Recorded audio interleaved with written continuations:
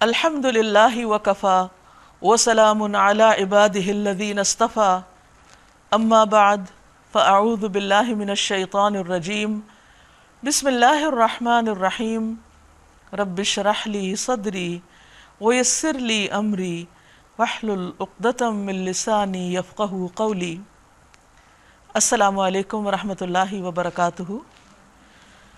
ناظرین، فہم القرآن پروگرام کے سلسلے میں آج ہم 8ویں پارے کا مطالعہ کریں گے۔ رسول اللہ صلی اللہ علیہ وسلم کا ارشاد ہے کہ لوگوں میں سے کچھ لوگ اہل اللہ ہوتے ہیں، اللہ والے، اللہ کے خاص بندے۔ آپ سے پوچھا گیا کہ وہ کون ہوتے ہیں؟ فرمایا قرآن والے، اہل اللہ اور اس کے خاص لوگ ہوتے ہیں۔ تو اللہ تعالیٰ سے دعا ہے کہ وہ ہمیں اپنے خاص بندوں میں شامل کر لے، ہمارے دلوں میں قرآن مجید کی محبت ڈال دے اور ہمیں اس پر عمل کی توفیق عطا فرمائے۔ ارشاد باری تعالیٰ ہے وَلَوْ أَنَّنَا نَزَّلْنَا إِلَيْهِمُ الْمَلَائِكَةَ وَكَلَّمَهُمُ الْمَوْتَى وَحَشَرْنَا عَلَيْهِمْ كُلَّ شَيْءٍ قُبُلًا ما كانوا ليؤمنوا إلا أن يشاء الله ولكن أكثرهم يجهلون۔ اگر ہم فرشتے بھی ان پر نازل کر دیتے اور مردے ان سے باتیں کرتے اور دنیا بھر کی چیزوں کو ہم ان کی نگاہوں کے سامنے جمع کر دیتے، تب بھی یہ ایمان لانے والے نہ تھے، الا یہ کہ مشیت الہی یہی ہو کہ وہ ایمان لائیں، مگر اکثر لوگ نادانی کی باتیں کرتے ہیں۔ بعض لوگ ہر طرح کے دلائل جانتے ہوئے بھی، سمجھتے ہوئے بھی نہیں مانتے۔ کیوں؟ اس لیے کہ وہ ماننا نہیں چاہتے۔ جب کوئی شخص میں نہ مانوں کے طریقے پر عمل کرتا ہے تو پھر کوئی بھی اس کو قائل نہیں کر سکتا۔ اللہ تعالیٰ نے اپنی ذات کی پہچان کے لیے پوری کائنات میں نشانیاں بکھیر رکھی، پھر اپنے رسولوں کو بھیجا، محمد صلی اللہ علیہ وسلم پر یہ کتاب نازل کی، اور اس میں انسانوں کو سمجھانے کے لیے ہر طریقہ اختیار کیا گیا، لیکن اس کے باوجود کچھ لوگ حق کو ماننا نہیں چاہتے۔ اس کی وجہ کیا ہے؟ کیونکہ حق ان کی خواہشات کے خلاف ہوتا ہے، وہ اسے قبول نہیں کرنا چاہتے کیونکہ وہ اپنی مرضی کی زندگی گزارنا چاہتے ہیں۔ اس لیے اللہ تعالیٰ فرماتے ہیں کہ یہ بات آپ سمجھ لیجئے کہ جو نہیں مان رہے انہیں ماننا نہیں اس لیے نہیں مان رہے، ورنہ ایسا نہیں ہے کہ حق ہے نہیں ان کے سامنے، ہر طرح کے دلائل موجود ہیں۔ وَكَذَلِكَ جَعَلْنَا لِكُلِّ نَبِيٍّ عَدُوًّا شَيَاطِينَ الْإِنسِ وَالْجِنِّ يُوحِي بَعْضُهُمْ إِلَى بَعْضٍ زُخْرُفَ الْقَوْلِ غُرُورًا وَلَوْ شَاءَ رَبُّكَ مَا فَعَلُوهُ فَذَرْهُمْ وَمَا يَفْتَرُونَ۔ اور ہم نے تو اسی طرح ہمیشہ شیطان انسانوں اور شیطان جنوں کو ہر نبی کا دشمن بنایا ہے، جو ایک دوسرے پر خوش آئند باتیں دھوکے اور فریب کے طور پر القاء کرتے رہے ہیں۔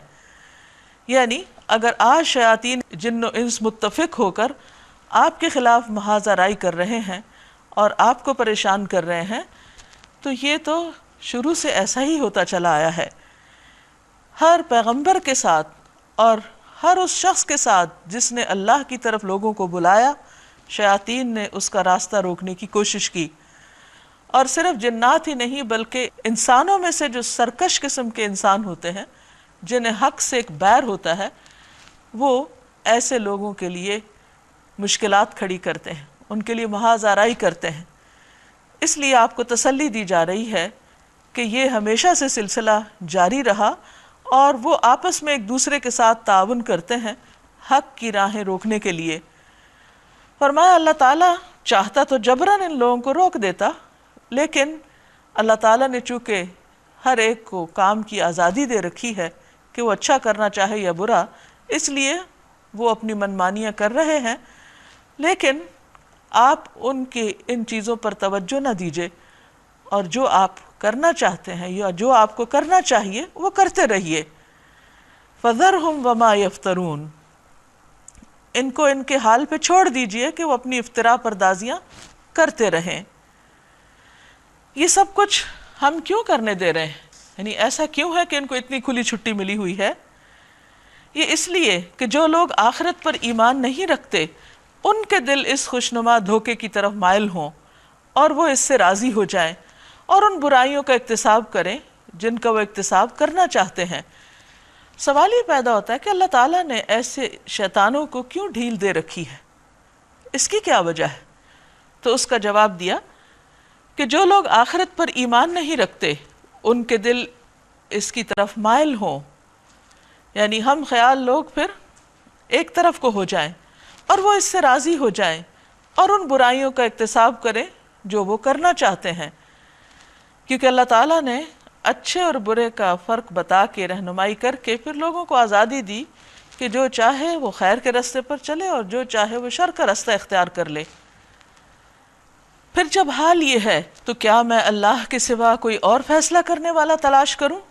یعنی نبی صلی اللہ علیہ وسلم مسلمانوں سے خطاب کر کے فرما رہے ہیں حالانکہ اس نے پوری تفصیل کے ساتھ تمہاری طرف کتاب نازل کر دی ہے، اور جن لوگوں کو ہم نے تم سے پہلے کتاب دی تھی وہ جانتے ہیں کہ یہ کتاب تمہارے رب ہی کی طرف سے حق کے ساتھ نازل ہوئی ہے، لہٰذا تم شک کرنے والوں میں شامل نہ ہو۔ تمہارے رب کی بات سچائی اور انصاف کے اعتبار سے کامل ہے، کوئی اس کے فرامین کو تبدیل کرنے والا نہیں، وہ سب کچھ سنتا اور جانتا ہے۔ وَإِن تُطِعْ أَكْثَرَ مَن فِي الْأَرْضِ يُضِلُّوكَ عَن سَبِيلِ اللَّهِ، اور اگر آپ ان لوگوں کی اکثریت کے کہنے پر چلیں جو زمین میں بستے ہیں تو وہ تمہیں اللہ کے راستے سے بھٹکا دیں گے، کیونکہ زمین پر رہنے والوں کی اکثریت اپنی خواہشات کی پیروی کرتی ہے۔ بہت سے لوگ حق کو پہچانتے ہوئے بھی جانتے ہوئے بھی حق کی پیروی نہیں کرتے، کیونکہ حق ان کی خواہشات کے خلاف جاتا ہے۔ وہ تو محض گمان پر چلتے اور قیاس آرائیاں کرتے ہیں، یعنی غلط راستے پر جا کر اپنے آپ کو تسلی کیسے دیتے ہیں؟ محض تعویلوں کے ساتھ، اپنی خوش فہمیوں کے ساتھ۔ ان ربک هو اعلم من يضل عن سبیلہ، در حقیقت تمہارا رب زیادہ بہتر جانتا ہے کہ کون اس کے راستے سے ہٹا ہوا ہے اور کون سیدھی راہ پر ہے۔ یعنی کسی انسان کے سیدھی راہ پر ہونے کے لیے یہ دلیل کافی نہیں کہ وہ خود کو ٹھیک سمجھتا رہے، اس طرح تو ہر غلط کار بھی سمجھتا ہے کہ وہ جو کر رہا ہے وہ صحیح کر رہا ہے اور اپنے آپ کو جھوٹی تسلیاں دے دیتا ہے۔ لیکن صحیح اور غلط کا معیار کیا ہے؟ وہ جو اللہ سبحانہ وتعالیٰ نے بیان کر دیا، اور اگر انسان اس کو نہیں دیکھتا اور اس کے مطابق اپنے آپ کو صحیح نہیں کرتا تو وہ کبھی بھی صحیح نہیں ہو سکتا۔ انسان چاہے تو چند لفظوں کو جوڑ کر دنیا بھر کے لوگوں کو یا سارے حقائق کو غلط ثابت کر دے، لیکن کیا اس سے حقیقت بدل جائے گی؟ ہرگز بھی نہیں۔ اس لیے انسان کی خیر اور بھلائی اس میں ہے کہ حق کے لیے معیار وہ اللہ کی کتاب کو بنائے، اس کے مطابق خود کو ڈھالے، نہ کہ اپنی خواہشات کے مطابق اللہ کی کتاب کو الٹے معنی پہنانا شروع کر دے۔ فَكُلُوا مِمَّا ذُكِرَ اسْمُ اللَّهِ عَلَيْهِ إِن كُنتُم بِآيَاتِهِ مُؤْمِنِينَ، پھر اگر تم لوگ اللہ کی آیات پر ایمان رکھتے ہو تو جس جانور پر اللہ کا نام لیا گیا ہو اس کا گوشت کھاؤ، کیونکہ جس جانور پر اللہ کا نام نہ لیا گیا ہو وہ شیطان کا رزق ہوتا ہے۔ آخر کیا وجہ ہے کہ وہ چیز نہ کھاؤ جس پر اللہ کا نام لیا گیا ہو، حالانکہ جن چیزوں کا استعمال حالت اضطرار کے سوا دوسری تمام حالتوں میں اللہ نے حرام کر دیا ہے ان کی تفصیل وہ تمہیں بتا چکا ہے۔ جس کھانے پر اللہ کا نام نہ لیا جائے وہ ابلیس کا رزق ہوتا ہے۔ عبداللہ بن عباس رضی اللہ عنہما سے مروی ہے کہ رسول اللہ صلی اللہ علیہ وسلم نے فرمایا، ابلیس نے کہا، اے اللہ تو نے اپنی ساری مخلوق کا رزق بیان کر دیا، میرا رزق کس میں ہے؟ اللہ نے فرمایا، جس چیز پر میرا نام نہ لیا گیا ہو۔ نبی صلی اللہ علیہ وسلم کے مخالفین آپ پر جن باتوں پر اعتراض کرتے تھے ان میں سے ایک یہ بھی تھی کہ یہ کیسا دین آپ لائے ہیں کہ جس میں اللہ نے جو مار دیا اس کو آپ نے حرام کر دیا اور جو آپ لوگ خود مارتے ہیں اس کو حلال کر لیتے ہیں۔ اب جو ذبیحہ ہے جس طریقے پر اللہ نے حکم دیا اس کے مطابق اس کو ذبح کیا جاتا ہے۔ اب ان کو یہ سمجھ نہیں آ رہا تھا کہ یہ اللہ کے حکم کے مطابق ہو رہا ہے، اور دوسری طرف اللہ تعالیٰ نے خود ہی مردار کو حرام قرار دیا ہے، تو اصل چیز ہے اللہ کا حکم ماننا، نہ کہ اپنے شوشے چھوڑ کر حلال کو حرام یا حرام کو حلال کرنا۔ اور اللہ کی کتاب میں واضح طور پر بتا دیا گیا کہ جس جانور کو ذبح کرتے وقت اللہ کا نام نہیں لیا گیا اس کو مت کھاؤ، یعنی جو مردار ہو یا ویسے غیر اللہ کے نام پر ذبح کیا گیا ہو۔ تو یہی بات ہے کہ جب انسان حق کی پیروی نہیں کرنا چاہتا تو اسی قسم کے الفاظ سے خود کو تسلی دے دیتا ہے اور پھر اپنی غلط روش پر جم جاتا ہے۔ بکثرت لوگوں کا حال یہ ہے کہ علم کے بغیر محض اپنی خواہشات کی بنا پر گمراہ کن باتیں کرتے ہیں۔ ان حد سے گزرنے والوں کو تمہارا رب خوب جانتا ہے۔ تم کھلے گناہوں سے بھی بچو اور چھپے گناہوں سے بھی۔ وَذَرُوا ظَاهِرَ الْإِثْمِ وَبَاطِنَهُ۔ گناہ سے انسان کیوں بچے؟ کیونکہ وہ اللہ سبحانہ وتعالیٰ کا ناپسندیدہ کام ہوتا ہے، اور اللہ سبحانہ وتعالیٰ لوگوں کے بیچ میں بھی ہم کو دیکھتے ہیں اور تنہائی میں بھی دیکھتے ہیں۔ جب کوئی اور نہیں دیکھ سکتا وہ وہاں بھی دیکھتے ہیں۔ اس لیے اگر کوئی شخص لوگوں کے بیچ میں غلط کام نہیں کرتا اور چھپ کے کرتا ہے تو اس کا مطلب یہ ہے کہ وہ اللہ سے نہیں ڈرتا اور لوگوں کے ڈر سے وہ غلط کام چھوڑ رہا ہے۔ تو کوئی بھی کام جو اللہ کے لیے نہ کیا جائے اللہ تعالیٰ اس کو قبول نہیں کرتے۔ تو اگر کوئی شخص گناہ کا کام یا برا کام صرف اس لیے نہیں کر رہا کہ ہائے لوگ کیا کہیں گے، یعنی لوگوں کے ڈر سے، تو اس کام کے چھوڑنے پر پھر اللہ کے ہاں اس کے لیے کوئی اجر نہیں۔ ان الذین یکسبون الاثم سیجزون بما کانوا یقترفون۔ بے شک وہ لوگ جو گناہ کا اکتساب کرتے ہیں وہ اپنی اس کمائی کا بدلہ پا کر رہیں گے۔ وَلَا تَأْكُلُوا مِمَّا لَمْ يُذْكَرِ اسْمُ اللَّهِ عَلَيْهِ وَإِنَّهُ لَفِسْقٌ۔ اور جس جانور کو اللہ کا نام لے کر ذبح نہ کیا گیا ہو اس کا گوشت نہ کھاؤ، ایسا کرنا فسق ہے۔ شیاطین اپنے ساتھیوں کے دلوں میں شکوک و اعتراضات القاء کرتے ہیں تاکہ وہ تم سے جھگڑا کریں، لیکن اگر تم نے ان کی اطاعت قبول کر لی تو یقیناً تم مشرک ہو۔ أَوَمَنْ كَانَ مَيْتًا فَأَحْيَيْنَاهُ وَجَعَلْنَا لَهُ نُورًا يَمْشِي بِهِ فِي النَّاسِ كَمَنْ مَثَلُهُ فِي الظُّلُمَاتِ لَيْسَ بِخَارِجٍ مِّنْهَا كَذَلِكَ زُيِّنَ لِلْكَافِرِينَ مَا كَانُوا يَعْمَلُونَ۔ کیا وہ شخص جو پہلے مردہ تھا، یعنی اسلام سے قبل کی زندگی میں، پھر ہم نے اسے زندگی بخشی، ایمان بخشا، نور ہدایت بخشا اور اس کو وہ روشنی عطا کی جس کے اجالے میں وہ لوگوں کے درمیان زندگی کی راہ طے کرتا ہے، یعنی ہدایت کے راستے پر ہے۔ کیا وہ اس شخص کی طرح ہو سکتا ہے جو تاریکیوں میں پڑا ہوا ہو، یعنی گمراہی کے اندھیروں میں جا رہا ہو اور کسی طرح ان سے نہ نکلتا ہو، یعنی شعور کے بغیر وہ زندگی کا سفر طے کر رہا ہو؟ کافروں کے لیے تو اسی طرح ان کے اعمال خوشنما بنا دیے گئے ہیں، یعنی اندھیروں میں ہوتے ہوئے بھی، بے شعوری کی کیفیت ہوتے ہوئے بھی وہ ریئلائز نہیں کرتے کہ وہ غلط راستے پر جا رہے ہیں اور یہ ان کے لیے کس قدر نقصان دہ ہو سکتا ہے۔ وَكَذَلِكَ جَعَلْنَا فِي كُلِّ قَرْيَةٍ أَكَابِرَ مُجْرِمِيهَا۔ اور اسی طرح ہم نے ہر بستی میں اس کے بڑے بڑے مجرموں کو لگا دیا ہے کہ وہ وہاں اپنے مکر و فریب کا جال پھیلائیں۔ دراصل وہ اپنے فریب کے جال میں آپ پھنستے ہیں مگر انہیں اس کا شعور نہیں۔ تو اس سے پتہ یہ چلتا ہے کہ دو طرح کے لوگ ہوتے ہیں، ایک لیڈرز اور دوسرے فالوورز۔ تو ہر بستی کے اندر، ہر علاقے میں ایسے لوگ موجود ہوتے ہیں جو لوگوں کو بھٹکانے کا کام کرتے ہیں، اور عوام عام طور پر جب بے شعور ہوتے ہیں تو وہ آنکھیں بند کر کے ان کو فالو کرنے لگتے ہیں، اور اس طرح پھر ہر طرف اللہ کی نافرمانی کے کام ہونے لگتے ہیں۔ جب ان کے سامنے کوئی آیت آتی ہے تو وہ کہتے ہیں ہم نہ مانیں گے جب تک وہ چیز خود ہم کو نہ دی جائے جو اللہ کے رسولوں کو دی گئی ہے، یعنی وہ ان کے مقابلے پر اتر آتے ہیں۔ اللہ زیادہ بہتر جانتا ہے کہ اپنی پیغمبری کا کام کس سے لے اور کس طرح لے۔ نبی صلی اللہ علیہ وسلم کو اللہ تعالیٰ نے جو اس کام کے لیے چنا، ابن مسعود رضی اللہ عنہ فرماتے ہیں کہ اللہ تعالیٰ نے اپنے بندوں کے دلوں پر نظر فرمائی تو قلب محمد صلی اللہ علیہ وسلم کو سب سے بہتر پایا، اس لیے اللہ نے ان کو اپنے لیے چن لیا اور انہیں پیغمبری کا شرف عطا کر کے مبعوث فرمایا۔ تو یہ اللہ کا فیصلہ ہے کہ کس کو کس کام کے لیے منتخب کرے، کس کو کیا نعمت عطا کرے۔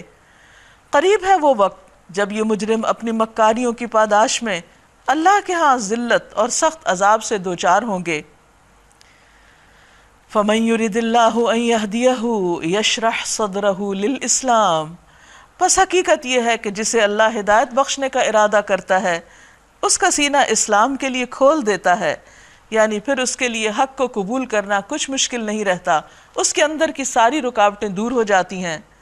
اور جسے گمراہی میں ڈالنے کا ارادہ کرتا ہے اس کے سینے کو تنگ کر دیتا ہے اور ایسا بھجتا ہے، اسے یوں معلوم ہوتا ہے گویا اس کی روح آسمان کی طرف پرواز کر رہی ہے، کیونکہ انسان جو اوپر جاتا ہے آکسیجن کم ہوتی ہے اور سانس آنا مشکل ہوتا ہے، سینہ گھٹنے لگتا ہے۔ تو بالکل اسی طرح کچھ لوگ ایسے ہوتے ہیں کہ جن کے سامنے حق کی بات آئے تو ان کا دل تنگ ہونے لگتا ہے، وہ اس کو قبول نہیں کرتے، اس سے خوش نہیں ہوتے۔ اور جو لوگ حق کے متلاشی ہوتے ہیں، حق کے طالب ہوتے ہیں، جو روشنی کے طلبگار ہوتے ہیں، ان کے سامنے جو ہی حق آتا ہے تو وہ خوشی سے کھل اٹھتے ہیں، ان کے دل کھل جاتے ہیں، وہ باتیں ان کے دلوں پر اثر کرتی ہیں اور وہ حق ان کے اندر جا اترتا ہے، پھر ان کو نور بصیرت نصیب ہوتا ہے جس کی روشنی میں وہ دنیا میں اپنا سفر طے کرتے ہیں اور بہت سی رکاوٹوں کے باوجود پوری استقامت کے ساتھ اللہ کے راستے پر چلتے رہتے ہیں۔ اس طرح اللہ حق سے فرار اور نفرت کی ناپاکی ان لوگوں پر مسلط کر دیتا ہے جو ایمان نہیں لاتے۔ وَهَذَا صِرَاطُ رَبِّكَ مُسْتَقِيمًا، حالانکہ یہ راستہ تمہارے رب کا سیدھا راستہ ہے، یعنی اس پر چلنے میں کچھ مشکل نہیں، لیکن جو نہ چلنا چاہے اس کے لیے بہت مشکل، بہت سی ہرڈلز، اور اس کے نشانات ان لوگوں کے لیے واضح کر دیے گئے ہیں جو نصیحت قبول کرتے ہیں۔ لَهُمْ دَارُ السَّلَامِ عِنْدَ رَبِّهِمْ وَهُوَ وَلِيُّهُمْ بِمَا كَانُوا يَعْمَلُونَ، ان کے لیے ان کے رب کے پاس سلامتی کا گھر ہے، یعنی جنت، جہاں ہر آفت، ہر پریشانی، ہر تکلیف دہ چیز سے وہ بالکل امن میں رہیں گے۔ وَهُوَ وَلِيُّهُمْ، اور اس جنت میں جو سب سے خوبصورت چیز ہے وہ کیا ہے کہ اللہ سبحانہ وتعالیٰ کی سرپرستی اور ساتھ ان کو نصیب ہوگا، اور وہی ان کا ولی ہے۔ بما كانوا يعملون، یہ سب کس وجہ سے؟ اس وجہ سے جو وہ عمل کرتے رہے۔ تو اسی لیے کہتے ہیں نا کہ عمل سے زندگی بنتی ہے، جنت بھی جہنم بھی۔ تو یہاں بھی یہی کہا جا رہا ہے کہ ان کو یہ جنت، یہ امن، سلامتی کا گھر اس لیے نصیب ہوگا کیونکہ وہ عمل کرتے تھے، اللہ تعالیٰ کی طرف سے آئی ہوئی ہدایات کو مانتے تھے۔ وَيَوْمَ يَحْشُرُهُمْ جَمِيعًا، اور جس دن وہ ان سب کو اکٹھا کرے گا اور فرمائے گا، اے گروہ جن، تم نے نوع انسانی پر خوب ہاتھ صاف کیا، یعنی انسانوں کو خوب گمراہ کیا۔ انسانوں میں سے جو ان کے دوست تھے وہ عرض کریں گے، پروردگار، ہم میں سے ہر ایک نے دوسرے کو خوب استعمال کیا، یعنی ہم نے ایک دوسرے سے ناجائز فائدے اٹھائے اور ایک دوسرے کو ایکسپلائٹ کیا، اپنے کاموں کے لیے استعمال کیا۔ انسانوں میں سے جو ان کے دوست تھے وہ عرض کریں گے، پروردگار، ہم نے ایک دوسرے کو خوب استعمال کیا اور اب ہم اس وقت پر آ پہنچے ہیں جو تو نے ہمارے لیے مقرر کر دیا تھا، یعنی ہمیں معلوم تھا کہ ایک وقت آنے والا ہے جب ہمارا حساب کتاب ہوگا، لیکن اس کے باوجود بھی ہم اپنی خواہشات کے پیچھے پڑے رہے۔ اللہ فرمائے گا، اچھا اب آگ تمہارا ٹھکانہ ہے، اس میں تم ہمیشہ رہو گے، اس سے بچیں گے صرف وہی جنہیں اللہ بچانا چاہے گا، بے شک تمہارا رب دانا اور علیم ہے۔ یعنی اللہ تعالیٰ کو اختیار ہے کہ جسے چاہے سزا دے، جسے چاہے معاف کر دے، لیکن یہ معافی اور یہ سزا محض اللہ کی خواہش پر مبنی نہیں بلکہ علم اور حکمت پر مبنی ہے۔ یعنی ایسا نہیں کہ اللہ تعالیٰ نعوذ باللہ دنیا کے بادشاہوں کی طرح ہے، جس کو چاہے خوب انعامات سے نواز دے، خواہ وہ اس کا اہل ہو یا نہ، اور جس کو چاہے سزا دے، چاہے وہ اس کا مستحق نہ ہو۔ اللہ سبحانہ وتعالیٰ کا ہر فیصلہ اس کے علم اور حکمت پر مبنی ہے، اس لیے اس پر کوئی اعتراض نہیں کر سکتا۔ وَكَذَلِكَ نُوَلِّي بَعْضَ الظَّالِمِينَ بَعْضًا بِمَا كَانُوا يَكْسِبُونَ، دیکھو اس طرح ہم آخرت میں ظالموں کو ایک دوسرے کا ساتھی بنائیں گے اس کمائی کی وجہ سے جو وہ دنیا میں ایک دوسرے کے ساتھ مل کر کرتے تھے۔ یا معشر الجن والانس الم یأتکم رسل منکم یقصون علیکم آیاتی وینذرونکم لقاء یومکم ھذا، تو تو اللہ تعالیٰ یہ بھی پوچھے گا کہ اے گروہ جن و انس، کیا تمہارے پاس خود تم ہی میں سے وہ پیغمبر نہیں آئے تھے جو تم کو میری آیات سناتے اور اس دن کے انجام سے ڈراتے؟ وہ کہیں گے ہاں، ہم خود اپنے خلاف گواہی دیتے ہیں۔ آج دنیا کی زندگی نے ان لوگوں کو دھوکے میں ڈال رکھا ہے، مگر اس وقت وہ خود اپنے خلاف گواہی دیں گے کہ وہ کافر تھے، اللہ کی نافرمانی کے طریقے پہ چلتے رہے۔ یہ شہادت ان سے اس لیے لی جائے گی کہ یہ ثابت ہو جائے کہ تمہارا رب بستیوں کو ظلم کے ساتھ تباہ کرنے والا نہیں، جبکہ ان کے باشندے حقیقت سے ناواقف ہوں۔ یعنی اللہ تعالیٰ بندوں کو پہلے صحیح راہ دکھاتا ہے، پھر جب بندے انکار کرتے ہیں تو اس کے بعد ان پر عذاب آتا ہے۔ وَلِكُلٍّ دَرَجَاتٌ مِّمَّا عَمِلُوا، ہر شخص کا درجہ اس کے عمل کے لحاظ سے ہے، اور تمہارا رب لوگوں کے اعمال سے بے خبر نہیں۔ یعنی ہم میں سے ہر شخص جو کچھ بھی کر رہا ہے، چھوٹی سے چھوٹی نیکی سے لے کر بڑے سے بڑا کام جو انسان کی وسعت میں ہے یا انسان اس کے لیے محنت کرتا ہے، تو یہ تمام چیزیں انسان کے نامہ اعمال میں درج ہو رہی ہیں، اور کل انسان کو درجات اسی کے مطابق ملیں گے۔ اس لیے ہم سب کے لیے ضروری ہے کہ ہم اعمال پر توجہ دیں، کیونکہ باتیں فائدہ نہ دیں گی اگر کام نہ ہوں گے۔ وَرَبُّكَ الْغَنِيُّ ذُو الرَّحْمَةِ، اور تیرا رب بے نیاز رحمت والا ہے، مہربانی اس کا شیوا ہے۔ یعنی اللہ تعالیٰ ایک طرف بہت مہربان ہے اور اس کی رحمت 99 حصے اس کے پاس ہیں، اور صرف ایک حصہ دنیا میں بھیجا ہے۔ إِن يَشَأْ يُذْهِبْكُمْ وَيَسْتَخْلِفْ مِن بَعْدِكُم مَّا يَشَاءُ كَمَا أَنشَأَكُم مِّن ذُرِّيَّةِ قَوْمٍ آخَرِينَ، اگر وہ چاہے تو تم لوگوں کو لے جائے اور تمہاری جگہ دوسرے جن لوگوں کو چاہے لے آئے، جس طرح اس نے تمہیں کچھ اور لوگوں کی نسل سے اٹھایا ہے۔ تم سے جس چیز کا وعدہ کیا جا رہا ہے وہ یقیناً آنے والی ہے، اور تم خدا کو عاجز کر دینے کی طاقت نہیں رکھتے۔ قُلْ يَا قَوْمِ اعْمَلُوا عَلَى مَكَانَتِكُمْ إِنِّي عَامِلٌ فَسَوْفَ تَعْلَمُونَ مَنْ تَكُونُ لَهُ عَاقِبَةُ الدَّارِ إِنَّهُ لَا يُفْلِحُ الظَّالِمُونَ۔ اے محمد صلی اللہ علیہ وسلم کہہ دیجئے کہ لوگو تم اپنی جگہ عمل کرتے رہو اور میں بھی اپنی جگہ عمل کر رہا ہوں، ان قریب تمہیں معلوم ہو جائے گا کہ انجام کار کس کے حق میں بہتر ہوتا ہے۔ حقیقت یہ ہے کہ ظالم کبھی فلاح نہیں پا سکتے۔ وَجَعَلُوا لِلَّهِ مِمَّا ذَرَأَ مِنَ الْحَرْثِ وَالْأَنْعَامِ نَصِيبًا، ان لوگوں نے اللہ کے لیے خود اسی کی پیدا کی ہوئی کھیتیوں اور مویشیوں میں سے ایک حصہ مقرر کیا ہے۔ یعنی اللہ تعالیٰ نے انہیں ایسا کوئی دین نہیں دیا تھا، انہوں نے یہ بدعات خود ایجاد کی۔ جو چیزیں اللہ نے پیدا کی اس میں کچھ حصے بنا دیے اور کہتے ہیں کہ یہ اللہ کے لیے، نہیں، ایک حصہ اللہ کے نام کا ان کے اپنے خیال کے مطابق، اور یہ دوسرا حصہ ہمارے ٹھہرائے ہوئے شریکوں کے لیے۔ دیا سب کچھ اللہ نے، لیکن اللہ کے دیے ہوئے میں سے غیر اللہ کے لیے انہوں نے حصہ نکالا۔ پھر جو حصہ ان کے ٹھہرائے ہوئے شریکوں کے لیے ہے وہ تو اللہ کو نہیں پہنچتا، مگر جو اللہ کے لیے ہے وہ ان کے شریکوں کو پہنچ جاتا ہے۔ کیسے برے فیصلے کرتے ہیں یہ لوگ۔ یعنی ہوتا یہ تھا کہ زمین کی کوئی پیداوار ہوتی یا جانور ہوتے تو ان میں سے کچھ تو اللہ کے نام پر غریبوں، فقراء وغیرہ کو صدقہ کرتے، اور کچھ جو ہوتا تھا وہ بتوں کے نام پر نظر نیاز چڑھاوے چڑھاتے۔ اب اگر کسی وجہ سے وہ حصہ جو اللہ کے نام پر مخصوص کیا ہوا تھا اس کو کوئی نقصان ہو جاتا، اس کی پیداوار کم آتی، تو اس کو کچھ نہیں کرتے، یعنی اس میں سے کمی کر دیتے۔ لیکن اگر بتوں کے حصے میں کوئی کمی واقع ہو جاتی تو اللہ کا حصہ بتوں کی طرف منتقل کر دیتے۔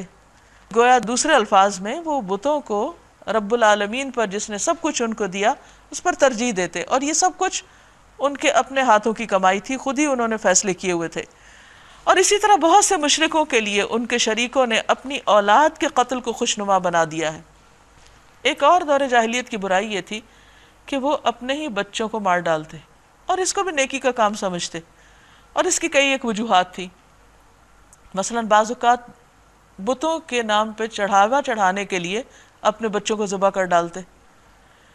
اسی طرح بعض اوقات مفلسی کے ڈر سے بچوں کو قتل کرتے، بیٹیوں کو اس لیے مار ڈالتے کہ انہیں اس بات میں بہت آر تھی کہ کوئی ان کا داماد بنے۔ یہ ساری چیزیں، یہ سارے رسم و رواج بعض قبائل میں موجود تھے، اور بجائے اس کے کہ وہ اس کی قباحت کو سمجھتے اور اس کو برا جانتے، وہ اس کو علل اعلان کر رہے تھے اور بہت اچھا کام سمجھ کے کر رہے تھے۔ تو آپ دیکھیے کہ جب انسان کی عقل پہ پردہ پڑتا ہے تو کس طرح وہ اپنی غلطی کو بھی جسٹیفائی کر لیتا ہے، اور اس سے بڑی غلطی کیا ہو سکتی ہے جو عقلی اعتبار سے بھی انسان اس کو غلط قرار دیتا ہے کہ اپنی اولاد کو اپنے ہاتھوں سے مار ڈالے۔ تو یہ سب کچھ ان کے لیے بہت خوشنما بن گیا تھا تاکہ ان کو ہلاکت میں مبتلا کریں، یعنی ہلاکت اخلاقی ہلاکت بھی ہے اور قومی ہلاکت بھی، اور انجام کار کے اعتبار سے بھی ہلاکت۔ لِيُرْدُوهُمْ وَلِيَلْبِسُوا عَلَيْهِمْ دِينَهُمْ، اور ان پر ان کے دین کو مشتبہ بنا دیں۔ کہتے وہ یہ تھے کہ ہم ابراہیم اور اسماعیل علیہ السلام کے پیروکار ہیں اور ہم ان کے مذہب کا اتباع کر رہے ہیں، حالانکہ ابراہیم علیہ السلام کے دین میں ایسی کوئی تعلیم نہ تھی۔ وَلَوْ شَاءَ اللَّهُ مَا فَعَلُوهُ فَذَرْهُمْ وَمَا يَفْتَرُونَ، اگر اللہ چاہتا تو یہ ایسا نہ کرتے، یعنی اللہ تعالیٰ زبردستی ان کو اس کام سے روک سکتا تھا، لیکن چونکہ اللہ نے آزادی دی ہے اس لیے ان کو اس کام کے لیے چھوڑ دیا کہ ایک ہی دفعہ پوچھے گا، لہٰذا انہیں چھوڑ دو کہ اپنی افتراء پردازیوں میں لگے رہیں۔ وَقَالُوا هَٰذِهِ أَنْعَامٌ وَحَرْثٌ حِجْرٌ، ان کی کچھ اور رسومات اور بدعات، کہتے ہیں یہ جانور اور یہ کھیت محفوظ ہیں، انہیں صرف وہی لوگ کھا سکتے ہیں جنہیں ہم کھلانا چاہیں، حالانکہ اللہ کے رزق میں سب کا حصہ ہے۔ حالانکہ یہ پابندی ان کی خود ساختہ ہے۔ پھر کچھ جانور ہیں جس پر سواری اور بار برداری حرام کر دی گئی ہے، اور کچھ جانور ہیں جن پر اللہ کا نام نہیں لیتے، اور یہ سب کچھ انہوں نے اللہ پر جھوٹ باندھا ہے، یعنی کہتے تھے ہمارے دین کا حصہ ہے۔ ان قریب اللہ انہیں ان افطرا پردازیوں کا بدلہ دے گا، یعنی جو کچھ یہ کر رہے ہیں اس پر ان کا حساب ہوگا۔ وَقَالُوا مَا فِي بُطُونِ هَٰذِهِ الْأَنْعَامِ خَالِصَةٌ لِّذُكُورِنَا وَمُحَرَّمٌ عَلَىٰ أَزْوَاجِنَا، اور کہتے ہیں کہ جو کچھ ان جانوروں کے پیٹ میں ہے یہ ہمارے مردوں کے لیے مخصوص ہے اور ہماری عورتوں پہ حرام، حالانکہ کوئی کھانا ایسا نہیں جو اللہ تعالیٰ نے صرف مردوں یا صرف عورتوں کے لیے بنایا ہو۔ جو چیزیں حلال ہیں وہ سب کے لیے حلال ہیں، کوئی ڈسکریمنیشن نہیں، اور جو حرام ہے مردوں عورتوں سب کے لیے حرام ہے، لیکن انہوں نے حرام حلال کا قانون اپنے ہاتھ میں لے لیا اور اپنی مرضی سے جس کے لیے چاہا اس کو حلال کر دیا اور جس کے لیے چاہا اس کو حرام کر دیا۔ لیکن اگر وہ مردہ ہو تو دونوں اس کے کھانے میں شریک ہو سکتے ہیں۔ اب اس کی کیا لاجک ہے سوائے اس کے کہ وہ اپنی عقل سے فیصلے کر رہے تھے جس کی انہیں اجازت نہیں تھی۔ یہ باتیں جو انہوں نے گھڑ لی ہیں ان کا بدلہ اللہ انہیں دے کر رہے گا، یقیناً وہ حکیم ہے اور سب باتوں کی اسے خبر ہے۔ قد خسر الذین قتلوا اولادہم سفہا بغیر علم وحرموا ما رزقہم اللہ افتراء علی اللہ، یقیناً خسارے میں پڑ گئے وہ لوگ جنہوں نے اپنی اولاد کو جہالت اور نادانی کی بنا پر قتل کیا اور اللہ کے دیے ہوئے رزق کو اللہ پر افتراء پردازی کر کے جھوٹ باندھ کے حرام کر لیا۔ قد دلوا، یقیناً وہ بھٹک گئے، وما کانوا مہتدین، اور وہ ہرگز ہدایت پانے والوں میں سے نہ تھے۔ اولاد اللہ سبحانہ وتعالیٰ کی طرف سے جس بھی انسان کو ملتی ہے وہ اس کے لیے ایک امانت ہوتی ہے، وہ اپنی مرضی سے اس کے ساتھ زیادتی نہیں کر سکتا، ظلم نہیں کر سکتا، اور اولاد کی جان لینے کا اختیار انسان کو نہیں دیا گیا۔ کوئی شخص یہ سمجھے کہ میرے بچے ہیں میں جو چاہیں کروں، تو بچے ضرور ہیں لیکن انسان ان کا مالک نہیں، مالک اللہ ہی ہے جو خالق ہے اصل میں، جس نے پیدا کیا۔ یہاں چونکہ دور جاہلیت میں لوگوں نے یہ ظلم و ستم روا رکھا ہوا تھا تو اللہ سبحانہ وتعالیٰ نے فرمایا کہ خواہ یہ لا علمی کی وجہ سے کرتے رہے، جہالت کی وجہ سے کرتے رہے، لیکن یہ چیز ان کے حق میں نقصان دہ ہے۔ اور سوال یہ پیدا ہوتا ہے کہ اگر انسان کو علم ہی نہیں اور پھر وہ غلط کام کر رہا ہے تو اس کی پکڑ کیسے؟ تو بات یہ ہے کہ کچھ چیزوں کے لیے بڑی بڑی کتابوں کا علم ضروری نہیں ہوتا، وہ انسان کا ضمیر بھی اس کو بتاتا ہے، اس کی عقل بتاتی ہے، اور ایک کامن سینس کی بات ہوتی ہے کہ کیا چیز درست ہے اور کیا غلط۔ انسان کی فطرت میں اللہ تعالیٰ نے بہت سی اچھی بری چیزوں کی پہچان رکھی ہے۔ تو اس لیے یہاں صاف طور پر بتا دیا گیا کہ جو لوگ یہ کام کریں، اپنی اولاد کو قتل کریں، وہ سخت نقصان میں ہے۔ اگرچہ دور جاہلیت کی بات ہو رہی ہے، لیکن آج کی جدید جاہلیت میں بھی بہت سے لوگ جو اپنے آپ کو بہت عقل مند اور سمجھدار سمجھتے ہیں، وہ بھی اس جرم کا ارتکاب کرتے ہیں۔ اور آج کے دور میں جہاں بہت سی ترقی ہو گئی ہے اور بہت سی چیزوں کے راز معلوم کیے جانے کی کوششوں میں انسان کامیاب ہوا ہے، تو وقت سے پہلے جو فیٹس کے بارے میں پتہ چلتا ہے کہ وہ فیمیل ہے، تو آپ دیکھیے کہ ہزاروں لاکھوں کی تعداد میں سالانہ ایسے بچوں کو ماں کے پیٹ میں ہی قتل کر دیا جاتا ہے۔ ان کا جرم کیا ہے سوائے اس کے کہ وہ ایک لڑکی ہے؟ دور جاہلیت میں بھی زیادہ تر لڑکیوں کو ہی زندہ درگور کیا جاتا تھا، اور آج کی جاہلیت میں جس میں انسان یہ سمجھتا ہے کہ وہ بہت پڑھ لکھ گیا ہے اور بہت کچھ ترقی کر گیا ہے، اگر وہ بھی یہی جرم کر رہا ہے تو یہ ہلاکت کا باعث ہے، نقصان کا باعث ہے۔ اللہ تعالیٰ فرماتے ہیں یقیناً خسارے میں پڑ گئے وہ لوگ جنہوں نے اپنی اولاد کو قتل کیا، اور وجہ کیا ہے؟ سفہن، ایک تو ہے حماقت، اور دوسری بغیر علم، بغیر علم کے، اور دوسری طرف کس کا خسارہ ہے؟ جو اللہ کے رزق کو لوگوں پر حرام کر دے۔ ایسے لوگ بھٹکے ہوئے ہیں اور ہدایت نہیں پائیں گے جب تک کہ اس چیز سے باز نہ آئیں۔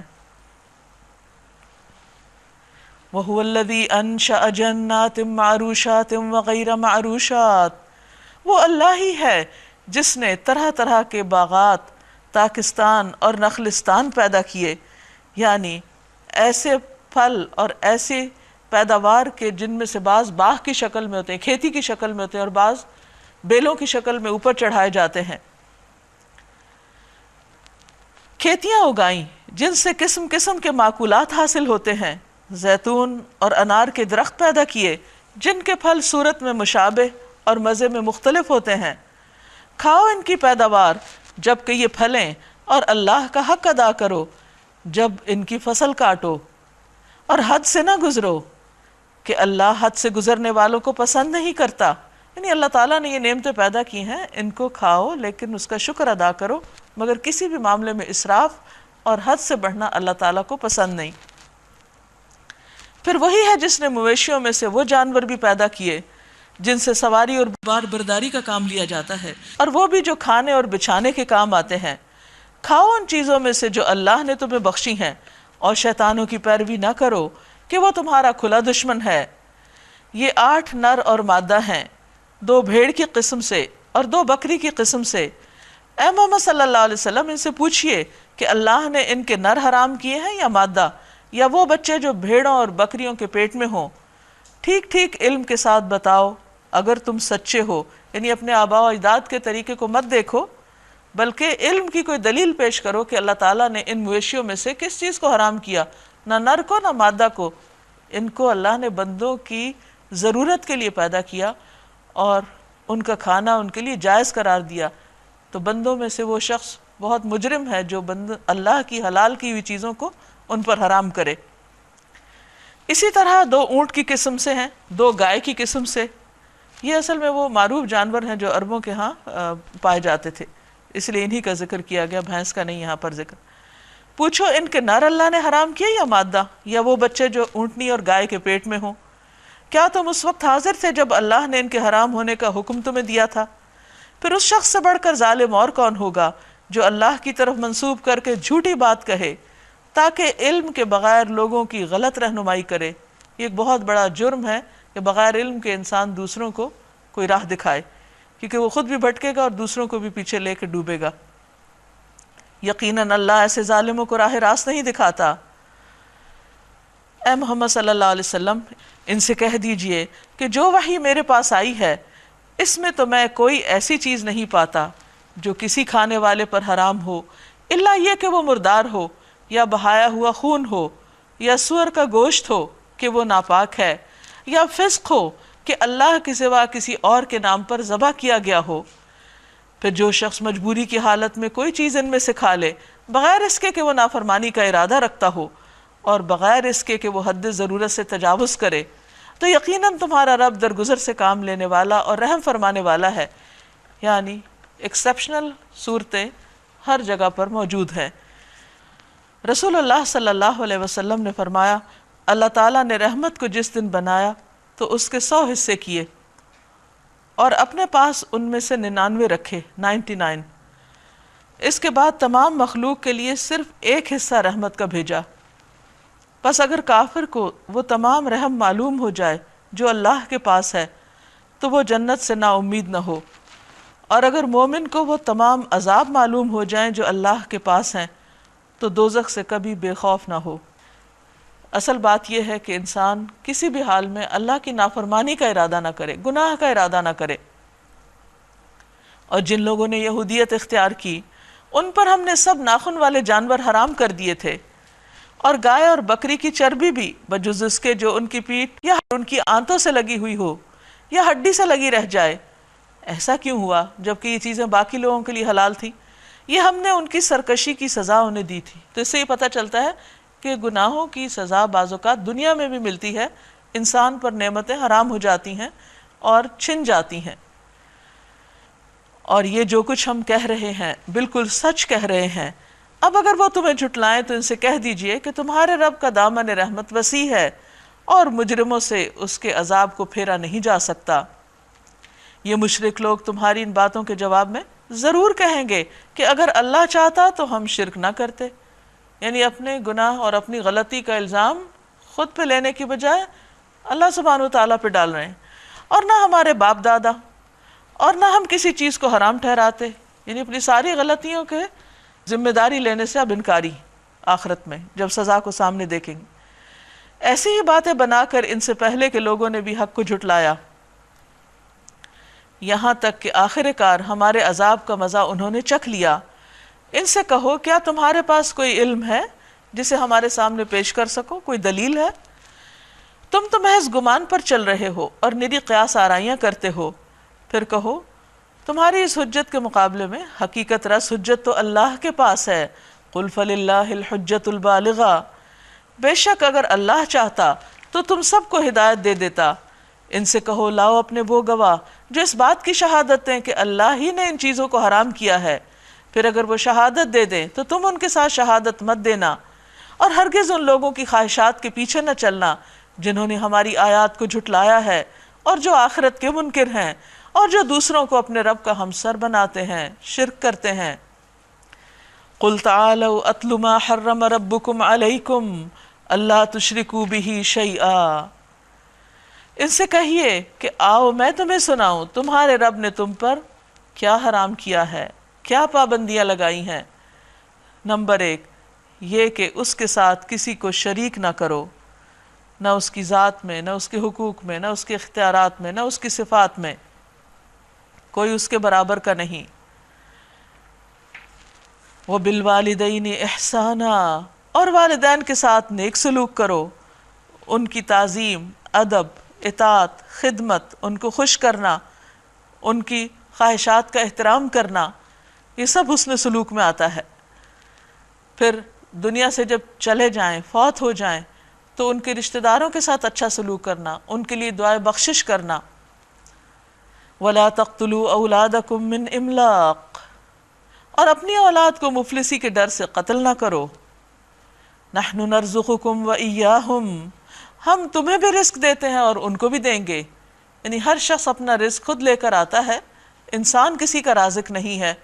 اس لیے اس سوچ کے تحت اولاد کو قتل کرنا بہت بڑا جرم ہے کہ وہ ہمارے ساتھ کھانے میں شریک ہو جائیں گے، اسے کبیرہ گناہ بتایا گیا ہے۔ رسول اللہ صلی اللہ علیہ وسلم نے فرمایا، انسان کا نطفہ ماں کے پیٹ میں 40 دن اور راتوں تک جمع رہتا ہے، پھر اس کے بعد ایک فرشتہ بھیجا جاتا ہے اور اسے 4 چیزوں کا حکم ہوتا ہے، چنانچہ وہ اس کی روزی، اس کی موت، اس کا عمل اور یہ کہ وہ بدبخت ہے یا نیک بخت لکھ لیتا ہے۔ وَلَا تَقْرَبُوا الْفَوَاحِشَ مَا ظَهَرَ مِنْهَا وَمَا بَطَنَ، اور بے حیائی کی باتوں کے قریب بھی نہ جاؤ، خواہ وہ کھلی ہوں یا چھپی ہوں۔ اب یہ فواحش کا لفظ جو ہے یہ ایک جامع اصطلاح ہے جس کا اطلاق بہت سی چیزوں پر ہوتا ہے، جس میں زنا، ہم جنس پرستی، برہنگی، جھوٹی تہمت لگانا، محرمات سے نکاح، اسی طرح فحش گفتگو کرنا، یہ تمام چیزیں اللہ سبحانہ تعالیٰ نے حرام قرار دی، اور فرمایا کہ خواہ سب کے سامنے کی جائیں یا چھپ کے کی جائے، دونوں صورتوں میں غلط ہیں۔ رسول اللہ صلی اللہ علیہ وسلم نے فرمایا اللہ سے زیادہ اور کوئی غیرت مند نہیں ہے، اس لیے اس نے بے حیائی کے سارے کاموں کو حرام کیا، خواہ ظاہر میں ہو یا چھپے ہوئے۔ وَلَا تَقْتُلُوا النَّفْسَ الَّتِي حَرَّمَ اللَّهُ إِلَّا بِالْحَقِّ، اور کسی جان کو جسے اللہ نے محترم ٹھہرایا ہے ہلاک نہ کرو مگر حق کے ساتھ، یعنی قصاص میں مثلا۔ یہ باتیں ہیں جن کی ہدایت اس نے تمہیں کی ہے شاید کہ تم سمجھ بوجھ سے کام لو۔ وَلَا تَقْرَبُوا مَالَ الْيَتِيمِ، اور یہ کہ یتیم کے مال کے قریب نہ جاؤ مگر ایسے طریقے سے جو بہترین ہو، معقول ہو، معروف ہو، جس میں یتیم کی بھلائی مقصود ہو، یہاں تک کہ وہ اپنے سن رشد کو پہنچ جائے، بالغ ہو جائے۔ وَأَوْفُوا الْكَيْلَ وَالْمِيزَانَ بِالْقِسْطِ، اور ناپ تول میں پورا انصاف کرو۔ نبی صلی اللہ علیہ وسلم نے فرمایا جب لوگ ماپ تول میں کمی کرتے ہیں تو انہیں قحط سالیاں، سخت تکلیفیں اور بادشاہوں کے ظلم دبوچ لیتے ہیں۔ ہم ہر شخص پر ذمہ داری کا اتنا ہی بار رکھتے ہیں جتنا اس کے بس میں ہے، امکان میں ہے، یعنی اللہ سبحانہ تعالیٰ بھول چوک سے درگزر فرمائے گا، لیکن جانتے بوجھتے ہوئے ناپ تول میں کمی نہیں کرنی چاہیے، کیونکہ وہ بہت سی دنیاوی ہلاکتوں کا بھی باعث ہے، جیسا کہ ایک حدیث میں آتا ہے۔ اور جب بات کہو تو انصاف کی کہو، خواہ معاملہ اپنے رشتہ دار ہی کا کیوں نہ ہو۔ ایک اور جگہ پر آتا ہے خواہ خود اپنے ہی خلاف کیوں نہ جاتی ہو بات۔ وَبِعَهْدِ اللَّهِ أَوْفُوا، اور اللہ کے عہد کو پورا کرو، یعنی وہ عہد جو اللہ تعالیٰ سے کیا اس کی اطاعت کا، بندگی کا، اور پھر وہ جو اللہ کا نام لے کر تم دوسروں سے کرتے ہو۔ ذَلِكُمْ وَصَّاكُمْ بِهِ لَعَلَّكُمْ تَذَكَّرُونَ، ان باتوں کی ہدایت اللہ نے تمہیں کی ہے شاید کہ تم نصیحت قبول کرو۔ وَأَنَّ هَذَا صِرَاطِي مُسْتَقِيمًا فَاتَّبِعُوهُ، نیز یہ کہ اس کی ہدایت یہ ہے کہ یہی میرا سیدھا راستہ ہے، تم اسی پر چلو، یعنی اگر یہ کام کرو گے جن کا حکم ان آیات میں دیا گیا ہے تو تم سیدھے راستے پر ہوگے۔ وَلَا تَتَّبِعُوا السُّبُلَ فَتَفَرَّقَ بِكُمْ عَنْ سَبِيلِهِ، اور دوسرے راستوں پر نہ چلو، یعنی شیطان کے بتائے ہوئے راستوں پر، کہ وہ اس کے راستے سے ہٹا کر تمہیں بھٹکا دیں گے، صحیح راستے سے الگ کر دیں گے۔ ذَلِكُمْ وَصَّاكُمْ بِهِ لَعَلَّكُمْ تَتَّقُونَ، یہ ہے وہ ہدایت جو تمہارے رب نے تمہیں کی ہے، یعنی یہ حکم اللہ کا ہے، کسی بندے کا نہیں، شاید کہ تم بچ جاؤ، یعنی آخرت کے عذاب سے، آخرت کی ہلاکت سے، خرابیوں سے، بھٹکنے سے، جنت کا راستہ کھونے سے۔ ثم آتینا موسیٰ الکتاب تماما علی الذی احسن وتفصیلا لکل شیء وہدی ورحمۃ لعلہم بلقاء ربہم یؤمنون، پھر ہم نے موسیٰ کو کتاب عطا کی علیہ السلام جو بھلائی کی روش اختیار کرنے والے انسان پر نعمت کی تکمیل اور ہر ضروری چیز کی تفصیل اور سراسر ہدایت اور رحمت تھی، یعنی تورات کی یہاں خوبیاں بیان کی جا رہی، صفات بیان کی جا رہی۔ اور یہ کیوں بھیجی گئی کتاب بنی اسرائیل کو دی گئی؟ کہ شاید لوگ اپنے رب کی ملاقات پر ایمان لائیں، یعنی اللہ کے سامنے اپنے آپ کو جواب دہ سمجھیں، ان کے اندر احساس ذمہ داری پیدا ہو، کیونکہ کتاب سے تعلق ہی انسان کو سیدھے راستے پر رکھتا ہے۔ اور اسی طرح یہ کتاب یعنی قرآن، وَهَذَا كِتَابٌ أَنزَلْنَاهُ، جسے ہم نے نازل کیا ہے، مبارکن، بہت برکت والی ہے، فَاتَّبِعُوهُ، تم سب اس کی پیروی کرو، وَاتَّقُوا، اور ڈرو، تقوی اختیار کرو، لَعَلَّكُمْ تُرْحَمُونَ، تاکہ تم رحم کیے جاؤ۔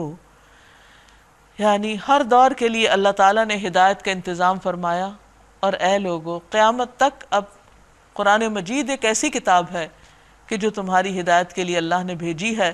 جو شخص یہ چاہتا ہے کہ اللہ تعالیٰ اس پر اپنی رحمت فرمائے تو اسے چاہیے کہ اس کی پیروی کرے، جو یہ چاہتا ہے کہ اس کی زندگی میں خیر و برکت اور ہر طرح کی بھلائیاں ہوں، اسے چاہیے کہ اس کتاب کے ساتھ اپنا تعلق مضبوط کرے۔ اور یہ اس لیے بھی بھیجی کہ ان تقولوا انما انزل الکتاب علی طائفتین من قبلنا، کہ کہیں تم یہ نہ کہو کہ ہم سے پہلے دو گروہوں کے پاس تو کتاب آئی تھی، ان کو تو تورات اور انجیل ملی، اور ہمارے پاس کوئی کتاب نہیں آئی. وَإِن كُنَّا عَن دِرَاسَتِهِمْ لَغَافِلِينَ، اور ہم کو کچھ خبر نہ تھی کہ وہ کیا پڑھتے پڑھاتے تھے، اور یہ کہ ان کی کتابوں میں تو اب تبدیلی بھی ہو چکی تھی. اور اب تم یہ بہانہ بھی نہیں کر سکتے کہ اگر ہم پر کتاب نازل کی گئی ہوتی تو ہم ان سے زیادہ ہدایت یافتہ ہوتے. تمہارے پاس تمہارے رب کی طرف سے دلیل روشن اور ہدایت اور رحمت آ گئی ہے.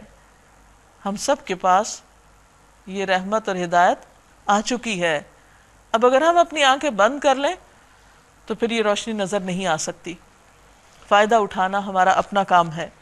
اللہ نے حجت تمام کر دی ہے، کوئی عذر اور بہانہ کسی کے لیے نہیں چھوڑا. اب اس سے بڑھ کر ظالم کون ہوگا جو اللہ کی آیات کو جھٹلائے اور ان سے منہ موڑے. جو لوگ ہماری آیات سے منہ موڑتے ہیں انہیں اس روگردانی کی پاداش میں ہم بدترین سزا دے کر رہیں گے. کیا اب لوگ اس کے منتظر ہیں کہ ان کے سامنے فرشتے آ کھڑے ہوں، یا تمہارا رب خود آ جائے، یا تمہارے رب کی بعض صریح نشانیاں نمودار ہو جائیں؟ جس روز تمہارے رب کی بعض مخصوص نشانیاں نمودار ہو جائیں گی، پھر کسی ایسے شخص کو اس کا ایمان کچھ فائدہ نہ دے گا جو پہلے ایمان نہ لایا ہو، یا جس نے اپنے ایمان میں کوئی بھلائی نہ کمائی ہو. یعنی ایمان محض لفظی نہ ہو، صرف زبانی ماننے کی حد تک نہ ہو، بلکہ ایمان لا کر نیک عمل بھی کرنے ضروری ہیں. کیونکہ یہاں واضح طور پر فرمایا جا رہا ہے او کسبت فی ایمانہا خیرا، کہ جس نے اپنے ایمان میں کوئی خیر نہیں کمائی، یعنی اس ایمان کا پھر کوئی فائدہ نہیں اٹھایا. کیونکہ ایمان تو انسان کو وہ قوت دیتا ہے جس سے عمل کی راہیں آسان ہو جاتی ہیں. مشکل سے مشکل کام بھی اس کو اچھے لگتے ہیں کیونکہ وہ اللہ کی خاطر کر رہا ہوتا ہے. قل انتظروا انا منتظرون، کہہ دیجئے کہ تم انتظار کرو، ہم بھی انتظار کرتے ہیں. ان الذین فرقوا دینہم وکانوا شیعا لست منہم فی شیء، جن لوگوں نے اپنے دین کو ٹکڑے ٹکڑے کر دیا اور گروہ در گروہ بن گئے، یعنی فرقہ واریت اختیار کر لی، یقیناً ان سے تمہارا کچھ واسطہ نہیں. اللہ سبحانہ وتعالیٰ نے یہ دین ایک مکمل شکل میں بھیجا، اور ہم سب سے یہ چاہا کہ ہم اس کو ایز اے ہول لیں، یہ نہیں کہ پک اینڈ چوز کریں اور جو چیز ہمارے مطلب کی ہو یا ہماری خواہشات کی اس کو لے لیں اور باقی دوسروں کے لیے چھوڑ دیں. نہیں، کیونکہ جب ایسا کیا جاتا ہے تو پھر دین کے مختلف حصے ہو جاتے ہیں اور ہر شخص ایک حصہ لے کے خوش ہو رہا ہوتا ہے کہ وہ دین پر عمل کر رہا ہے. حالانکہ دین پر عمل کا مطلب یہ ہے کہ جو کچھ یہ کتاب کہتی ہے وہ سارے کا سارا لو. لیکن کچھ لوگ چونکہ اپنی خواہشات کی پیروی کرنا چاہتے ہیں، اس لیے انہوں نے دین میں فرقہ واریت شروع کر دی. لیکن چونکہ کچھ لوگ اپنی خواہشات کی پیروی کرنا چاہتے ہیں، اس لیے وہ اسلام میں پورے کے پورے داخل نہیں ہوتے. وہ صرف اس کے ایک خاص حصے کو ہائی لائٹ کرتے ہیں اور اسی کو پورا دین بنا کے بتاتے ہیں. اگر دیکھا جائے تو یہ جو پیچھے ہدایات دی گئی ہیں یہ دین کی بنیادی ہدایات ہیں. اگر کوئی شخص ان پر صحیح طور پر عمل کرے تو وہ ایک طرح سے دیندار ہوتا ہے. لیکن اگر کوئی شخص اس میں سے وہ بات تو لے لے جو اس کو سوٹ کرتی اور اس بات کی پرواہ نہ کرے کہ جو اس کی مرضی یا خواہشات یا مزاج کے خلاف جاتی ہے، تو اس طریقے پر دین کے حصے ہو جاتے ہیں. یعنی ایک حصہ لے لیا، ایک حصہ چھوڑ دیا، اور پھر اس کا نتیجہ کیا ہوتا ہے کہ لوگ بھی مختلف لوگ اپنے اپنے طریقے پر جب اس کو لیتے ہیں تو گروہوں میں بٹ جاتے ہیں. پھر وہ گروہ آپس میں ایک دوسرے سے بھی لڑنا شروع کر دیتے ہیں اور اصل دین بالکل گم ہو کر رہ جاتا ہے. ان کا معاملہ تو اللہ کے سپرد ہے، وہی ان کو بتائے گا کہ انہوں نے کیا کچھ کیا ہے. دیکھیے کہ قبر میں جب منکر نکیر آ کر سوال کریں گے تو وہ 3 سوال کس بارے میں ہوں گے؟ من ربو کا، تیرا رب کون تھا؟ ما دینو کا، تمہارا دین کیا تھا؟ من نبیو کا، تمہارا نبی کون تھا؟ وہ یہ تھوڑی پوچھیں گے تم کس فرقے سے تعلق رکھتے تھے، کس گروہ سے تھے تم، تمہاری کون سی جماعت تھی، تمہارا کیا نظریہ تھا. تو اس لیے اصل دین وہی ہے جو محمد صلی اللہ علیہ وسلم نے پیش کیا، اور ہمیں اس کو پورے کا پورا لینا ہے.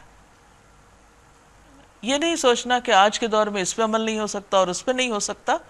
اللہ تعالیٰ کو سب پتا تھا کہ کس چیز پہ عمل ہو سکتا اور کس پہ نہیں. اس نے ہمیں ایسی چیزوں کا مکلف نہیں کیا جو ہمارے بس سے باہر ہوں.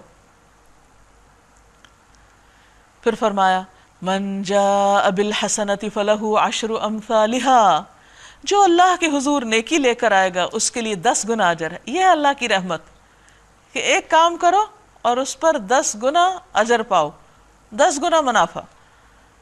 اور پھر یہاں تو 10 گنا کی بات کی گئی، ہر انسان کے عمل کی کوالٹی کے مطابق منیمم 10 ہے، لیکن وہ بڑھ کر 70 گنا اور 700 اور کئی لاکھ گنا بھی ہو سکتا ہے. وَمَنْ جَاءَ بِالسَّيِّئَةِ فَلَا يُجْزَى إِلَّا مِثْلَهَا وَهُمْ لَا يُظْلَمُونَ، اور جو بدی لے کر آئے گا اس کو اتنا ہی بدلہ دیا جائے گا جتنا اس نے قصور کیا. یہ بھی اللہ کی رحمت ہے کہ برائی کا بدلہ بس ایک ہی برائی، اور کسی پر ظلم نہ کیا جائے گا. قُلْ إِنَّنِي هَدَانِي رَبِّي إِلَىٰ صِرَاطٍ مُسْتَقِيمٍ، آپ کہہ دیجئے میرے رب نے یقیناً مجھے سیدھا راستہ دکھا دیا ہے، بالکل ٹھیک دین جس میں کوئی ٹیڑھ نہیں، ابراہیم علیہ السلام کا طریقہ جسے یکسو ہو کر انہوں نے اختیار کیا اور وہ مشرکین میں سے نہ تھے. یعنی یہ ہے اصل دین اور دین کی بنیاد کہ انسان سب سے پہلے اللہ کے ساتھ کسی کو شریک نہ ٹھہرائے، کیونکہ اگر شرک کیا تو باقی سارے اعمال برباد. اور اس کے بعد نماز اور قربانی کی بات، عمل کی بات. قل ان صلاتي ونسكي ومحياي ومماتي لله رب العالمین، کہہ دیجئے بے شک میری نماز اور میری قربانی اور میرا جینا اور میرا مرنا اللہ رب العالمین کے لیے ہے. یعنی عبادتیں ہوں تو وہ بھی اسی کی خاطر، اور زندگی کا کوئی بھی کام ہو تو اس میں نیت اللہ کے لیے خالص. لا شریک لہ، اس کا کوئی شریک نہیں. وَبِذَلِكَ أُمِرْتُ وَأَنَا أَوَّلُ الْمُسْلِمِينَ، اسی کا مجھے حکم دیا گیا اور میں سب سے پہلے سر اطاعت جھکانے والا ہوں، مسلم ہوں. قُلْ أَغَيْرَ اللَّهِ أَبْغِي رَبًّا، کہہ دیجئے کیا میں اللہ کو چھوڑ کر کسی اور کو رب بناؤں، کسی اور رب کو تلاش کروں. وَهُوَ رَبُّ كُلِّ شَيْءٍ، وہ ہر چیز کا رب ہے، پوری کائنات اس کو اپنا رب تسلیم کرتی ہے. تو یہ کیسے ہو سکتا ہے کہ ہم انسان جن کو اللہ نے تھوڑی سی آزادی دی وہ اللہ کو چھوڑ کر کسی اور طرف رخ کر لیں؟ اس سے بڑی محرومی کیا ہو سکتی ہے، اور عقل کی ٹیڑھ اور قدم کی پھسلن کہ انسان اللہ سے دور ہو جائے اور کسی اور کی طرف رخ کر لے اور کسی اور کو سینٹر آف لائف بنا لے. حالانکہ وہی ہر چیز کا رب ہے، ہر ایک کو وہی رزق دے رہا ہے، وہی پال رہا ہے. ہر شخص جو کچھ کماتا ہے اس کا ذمہ دار وہ خود ہے. مثلا بعض اوقات ایسا ہوتا ہے کہ لوگ دوسروں سے کچھ مطالبات کرتے ہیں، وہ نہیں مانتے تو دھمکیاں دینے لگتے ہیں، ہم خودکشی کر لیں گے اگر آپ ایسا نہیں کریں گے، اگر آپ یہ بات نہیں مانیں گے تو ہم فلاں نقصان کر دیں گے. ایسی دھمکیوں سے کسی اور پر ذمہ داری نہیں جاتی. ہر شخص اپنے کیے کا خود ذمہ دار ہے. اللہ نے اس کو عقل سمجھ دے رکھی ہے اور اس بنا پر اس کا امتحان ہوگا. وَلَا تَكْسِبُ كُلُّ نَفْسٍ إِلَّا عَلَيْهَا، ہر شخص جو کچھ کماتا ہے اس کا ذمہ دار وہ خود ہے. وَلَا تَزِرُ وَازِرَةٌ وِزْرَ أُخْرَىٰ، کوئی بوجھ اٹھانے والا دوسرے کا بوجھ نہیں اٹھاتا. دنیا میں بھی کوئی کسی کی ذمہ داری نہیں لیتا تو آخرت میں کون کسی کے برے عمل کی ذمہ داری لے گا، الا یہ کہ اسی نے اس کو بہکایا ہو. ثُمَّ إِلَىٰ رَبِّكُمْ مَرْجِعُكُمْ، پھر تم سب کو اپنے رب کی طرف لوٹنا ہے. فَيُنَبِّئُكُمْ بِمَا كُنتُمْ فِيهِ تَخْتَلِفُونَ، پھر وہ تم کو بتائے گا اس معاملے میں جو تم اختلاف کرتے رہے. وہی ہے جس نے تم کو زمین کا خلیفہ بنایا اور تم میں سے بعض کو بعض کے مقابلے میں زیادہ بلند درجے دیے. یعنی دنیا میں اللہ تعالیٰ نے انسانوں میں فرق رکھا ہے، تفاوت رکھا ہے، کسی کو مال کے اعتبار سے، کسی کو جسمانی قوت کے اعتبار سے، کسی کو علم کے اعتبار سے، کسی کو دین اور تقوی میں دوسروں پر فوقیت عطا کی. یہ سب کچھ کیوں ہے؟ اللہ نے کسی کو زیادہ دیا کسی کو کم دیا. لِيَبْلُوَكُمْ فِي مَا آتَاكُمْ، یہ تو امتحان کے لیے ہے کہ جو کچھ اس نے تمہیں دیا ہے اس میں تمہیں آزما کر دیکھے، تمہارا امتحان لے کہ تم ان نعمتوں کو کس طرح استعمال کرتے ہو. کیونکہ زندگی ایک امتحان گاہ ہے، اس میں کسی نعمت کو پا کے پھول نہیں جانا چاہیے اور کسی چیز کی محرومی پر اتنا غم نہیں منانا چاہیے کہ انسان اپنے آپ کو ہلاک کر ڈالے اور اللہ کی اطاعت سے دور نکل جائے. ان ربک سریع العقاب، بے شک تمہارا رب سزا دینے میں بھی بہت تیز ہے. وَإِنَّهُ لَغَفُورٌ الرحیم، اور بے شک وہ البتہ غفور الرحیم بھی ہے. لہٰذا سنبھل کے چلنا، سورۃ الاعراف مکی سورت ہے۔ سورۃ الاعراف بسم اللہ الرحمن الرحیم، شروع اللہ کے نام سے جو بے انتہا مہربان نہایت رحم فرمانے والا ہے۔ الف لام میم صاد، الف لام میم صاد، کتاب انزل الیک فلا یکن فی صدرک حرج منہ لتنذر بہ وذکریٰ للمؤمنین۔ یہ ایک کتاب ہے جو تمہاری طرف نازل کی گئی ہے، یعنی قرآن مجید محمد الرسول اللہ صلی اللہ علیہ وسلم پر اتارا گیا، پس آپ کے دل میں اس سے کوئی جھجک نہ ہو، یعنی بغیر کسی جھجک اور خوف کہ آپ اسے لوگوں تک پہنچائیں، اور کچھ پرواہ نہ کریں کہ مخالفین کیسے استقبال کریں گے یا کس طرح اس کو لیں گے۔ وہ اگر بگڑتے ہیں تو بگڑیں، مذاق اڑاتے ہیں تو اڑائیں، لیکن یہ کتاب آئی اس لیے ہے لتنذر بہ، کہ آپ اس کے ذریعے منکرین کو ڈرائیں، خبردار کریں، وذکریٰ للمؤمنین، اور مومنوں کے لیے یاد دہانی ہو۔ اتبعوا ما انزل الیکم من ربکم، لوگو جو کچھ تمہارے رب کی طرف سے تم پر نازل کیا گیا ہے اس کی پیروی کرو، یعنی صرف پڑھ لینا جان لینا کافی نہیں، یہ سب کچھ اس لیے آیا ہے تاکہ ہم اپنی زندگی کو اس کے مطابق ڈھالیں۔ وَلَا تَتَّبِعُوا مِن دُونِهِ أَوْلِيَاءَ، اور اپنے رب کو چھوڑ کر دوسرے سرپرستوں کی پیروی نہ کرو، یعنی کسی اور کی طرف مائل نہ ہو۔ قَلِيلًا مَا تَذَكَّرُونَ، مگر تم کم ہی نصیحت مانتے ہو۔ وَكَم مِّن قَرْيَةٍ أَهْلَكْنَاهَا، کتنی ہی بستیاں ہیں جنہیں ہم نے ہلاک کر دیا، کیوں؟ اس لیے کہ انہوں نے اللہ کی بات نہیں مانی۔ ان پر ہمارا عذاب اچانک رات کے وقت ٹوٹ پڑا، یا دن دہاڑے ایسے وقت آیا جب کہ وہ آرام کر رہے تھے، اچانک، اور جب ہمارا عذاب ان پر آ گیا تو ان کی زبان پر اس کے سوا کوئی صدا نہ تھی کہ واقعی ہم ظالم تھے۔ اس وقت انہوں نے اپنی غلطیوں کا اعتراف کر لیا، لیکن اٹ واز ٹو لیٹ، جب اللہ تعالیٰ کا عذاب آ جاتا ہے تو پھر توبہ فائدہ نہیں دیتی۔ فَلَنَسْأَلَنَّ الَّذِينَ أُرْسِلَ إِلَيْهِمْ وَلَنَسْأَلَنَّ الْمُرْسَلِينَ، پس یہ ضرور ہو کر رہنا ہے کہ ہم ان لوگوں سے باز پرس کریں، یعنی قیامت کے دن سوال کریں، حساب لیں۔ کن سے حساب؟ جن کی طرف ہم نے پیغمبر بھیجے ہیں، یعنی لوگوں سے پوچھا جائے گا کہ تم نے پیغمبروں کو کیا جواب دیا، اور اس کے ساتھ ساتھ ہم ضرور سوال کریں گے پیغمبروں سے بھی کہ انہوں نے اپنی ذمہ داری کتنی پوری کی۔ پھر ہم خود پورے علم کے ساتھ ساری سرگزشت ان کے آگے پیش کر دیں گے، ان کا سارا اعمال نامہ سامنے رکھ دیا جائے گا۔ آخر ہم کہیں غائب تو نہ تھے، یعنی ہم سب دیکھ رہے تھے۔ وَالْوَزْنُ يَوْمَئِذٍ الْحَقُّ، وزن، میزان اس دن بالکل برحق ہے، سچ ہے، درست ہے، عدل و انصاف پر مبنی ہے۔ نبی صلی اللہ علیہ وسلم نے فرمایا، قیامت کے دن بڑے بڑے ترازو رکھے جائیں گے، ان میں زمین و آسمان کا وزن بھی کیا جا سکے گا۔ فرشتے پوچھیں گے یہ ترازو کس کے لیے وزن کرے گا؟ اللہ تعالیٰ فرمائیں گے میں اپنی خلقت میں سے جس کے لیے چاہوں گا۔ فرشتے کہیں گے سبحانک ما عبدناک حق عبادتک، اے اللہ تو پاک ہے، ہم تیری ویسی عبادت نہ کر سکے جیسا کہ کرنے کا حق ہے۔ حالانکہ فرشتے دن رات اللہ کی عبادت کرتے ہیں۔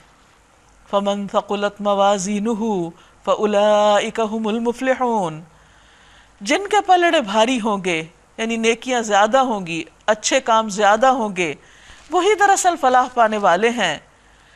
وَمَنْ خَفَّتْ مَوَازِينُهُ، اور جن کے پلڑے ہلکے رہیں گے وہی اپنے آپ کو خسارے میں مبتلا کرنے والے ہوں گے۔ یعنی انسان کا نامہ اعمال دو چیزوں پر مشتمل ہوگا، اس کی اچھائیاں ایک طرف اور برائیاں ایک طرف، دونوں کا وزن ہوگا۔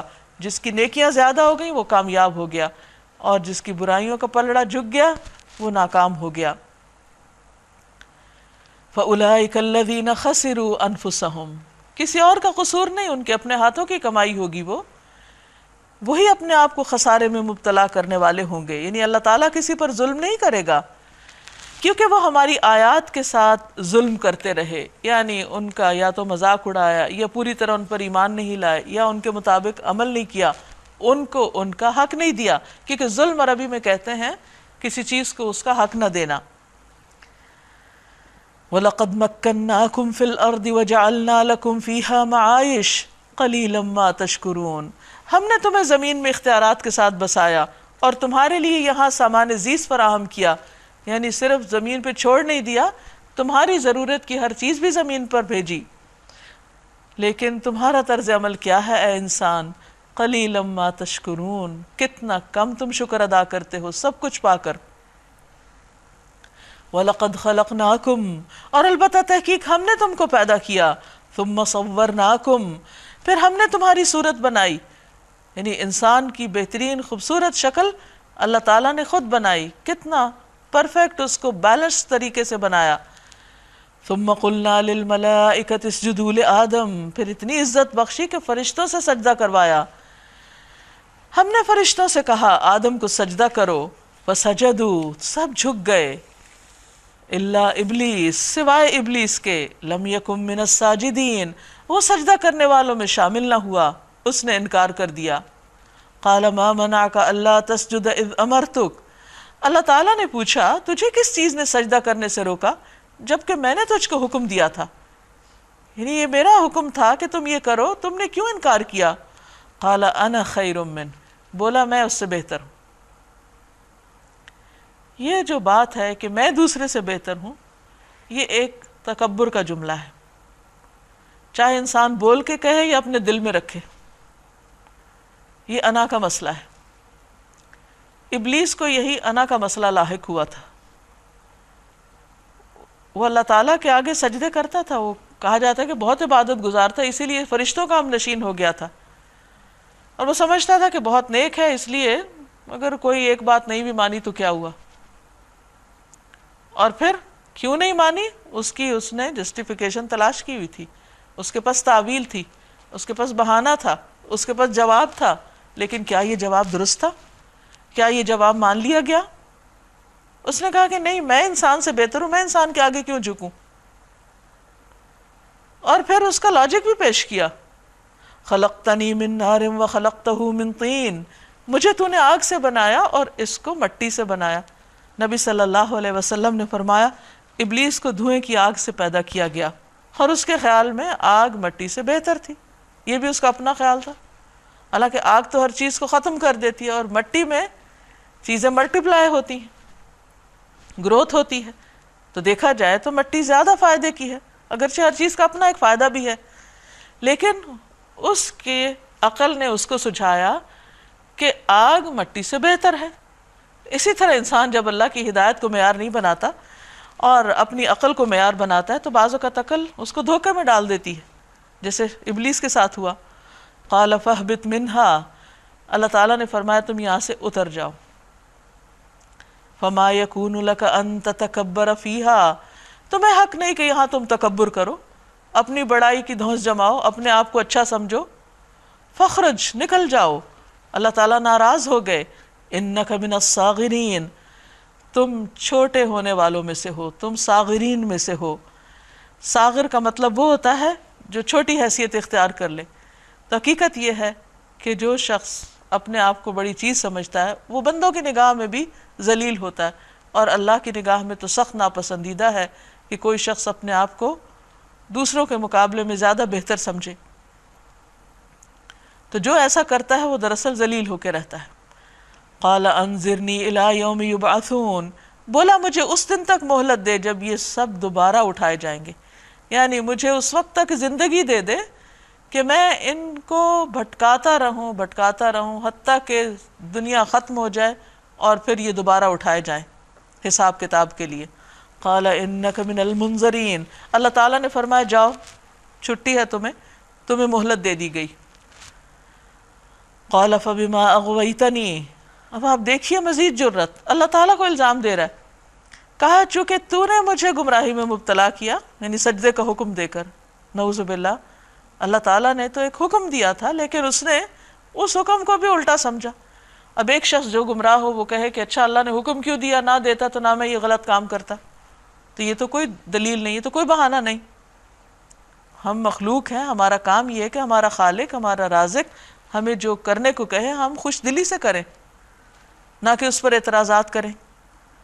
تو اس نے اس کا بھی ایک بہانہ یا عذر تلاش کر لیا، چونکہ تو نے مجھے بہکایا تو میں بھی لَأَقْعُدَنَّ لَهُمْ صِرَاطَكَ الْمُسْتَقِيمَ، تیرے سیدھے رستے پر ان کے لیے بیٹھ جاؤں گا، ان کو تیری طرف نہیں آنے دوں گا. اب یہ ہے شیطان کا عزم اور ارادہ، اور یہ ہے اس کا پلان کہ بندے کو خالق کی طرف نہ جانے دے، وہاں سے اس کا رخ پھیر دے، ادھر ادھر کر دے، اس برائیوں کو اتنا خوبصورت بنا کے اس کے سامنے پیش کرے کہ وہ سمجھے کہ یہی زیادہ اچھا راستہ ہے. رسول اللہ صلی اللہ علیہ وسلم نے فرمایا، شیطان ابن آدم کو گمراہ کرنے کے لیے مختلف راستوں پر بیٹھا ہوتا ہے. پہلے اسلام کے راستے میں بیٹھتا ہے اور اس سے کہتا ہے کیا تو اسلام قبول کر کے اپنے آباء و اجداد کا دین چھوڑ دے گا؟ وہ اس کی نافرمانی کر کے اسلام قبول کر لیتا ہے. ثم لآتینہم، پھر اس نے اپنی ساری پلاننگ بتا دی کہ میں کروں گا کیسے، پھر میں ضرور آؤں گا ان کے پاس، من بین ایدیہم، پھر اس نے اپنی ساری پلاننگ بتائی کہ میں یہ کام کیسے کروں گا.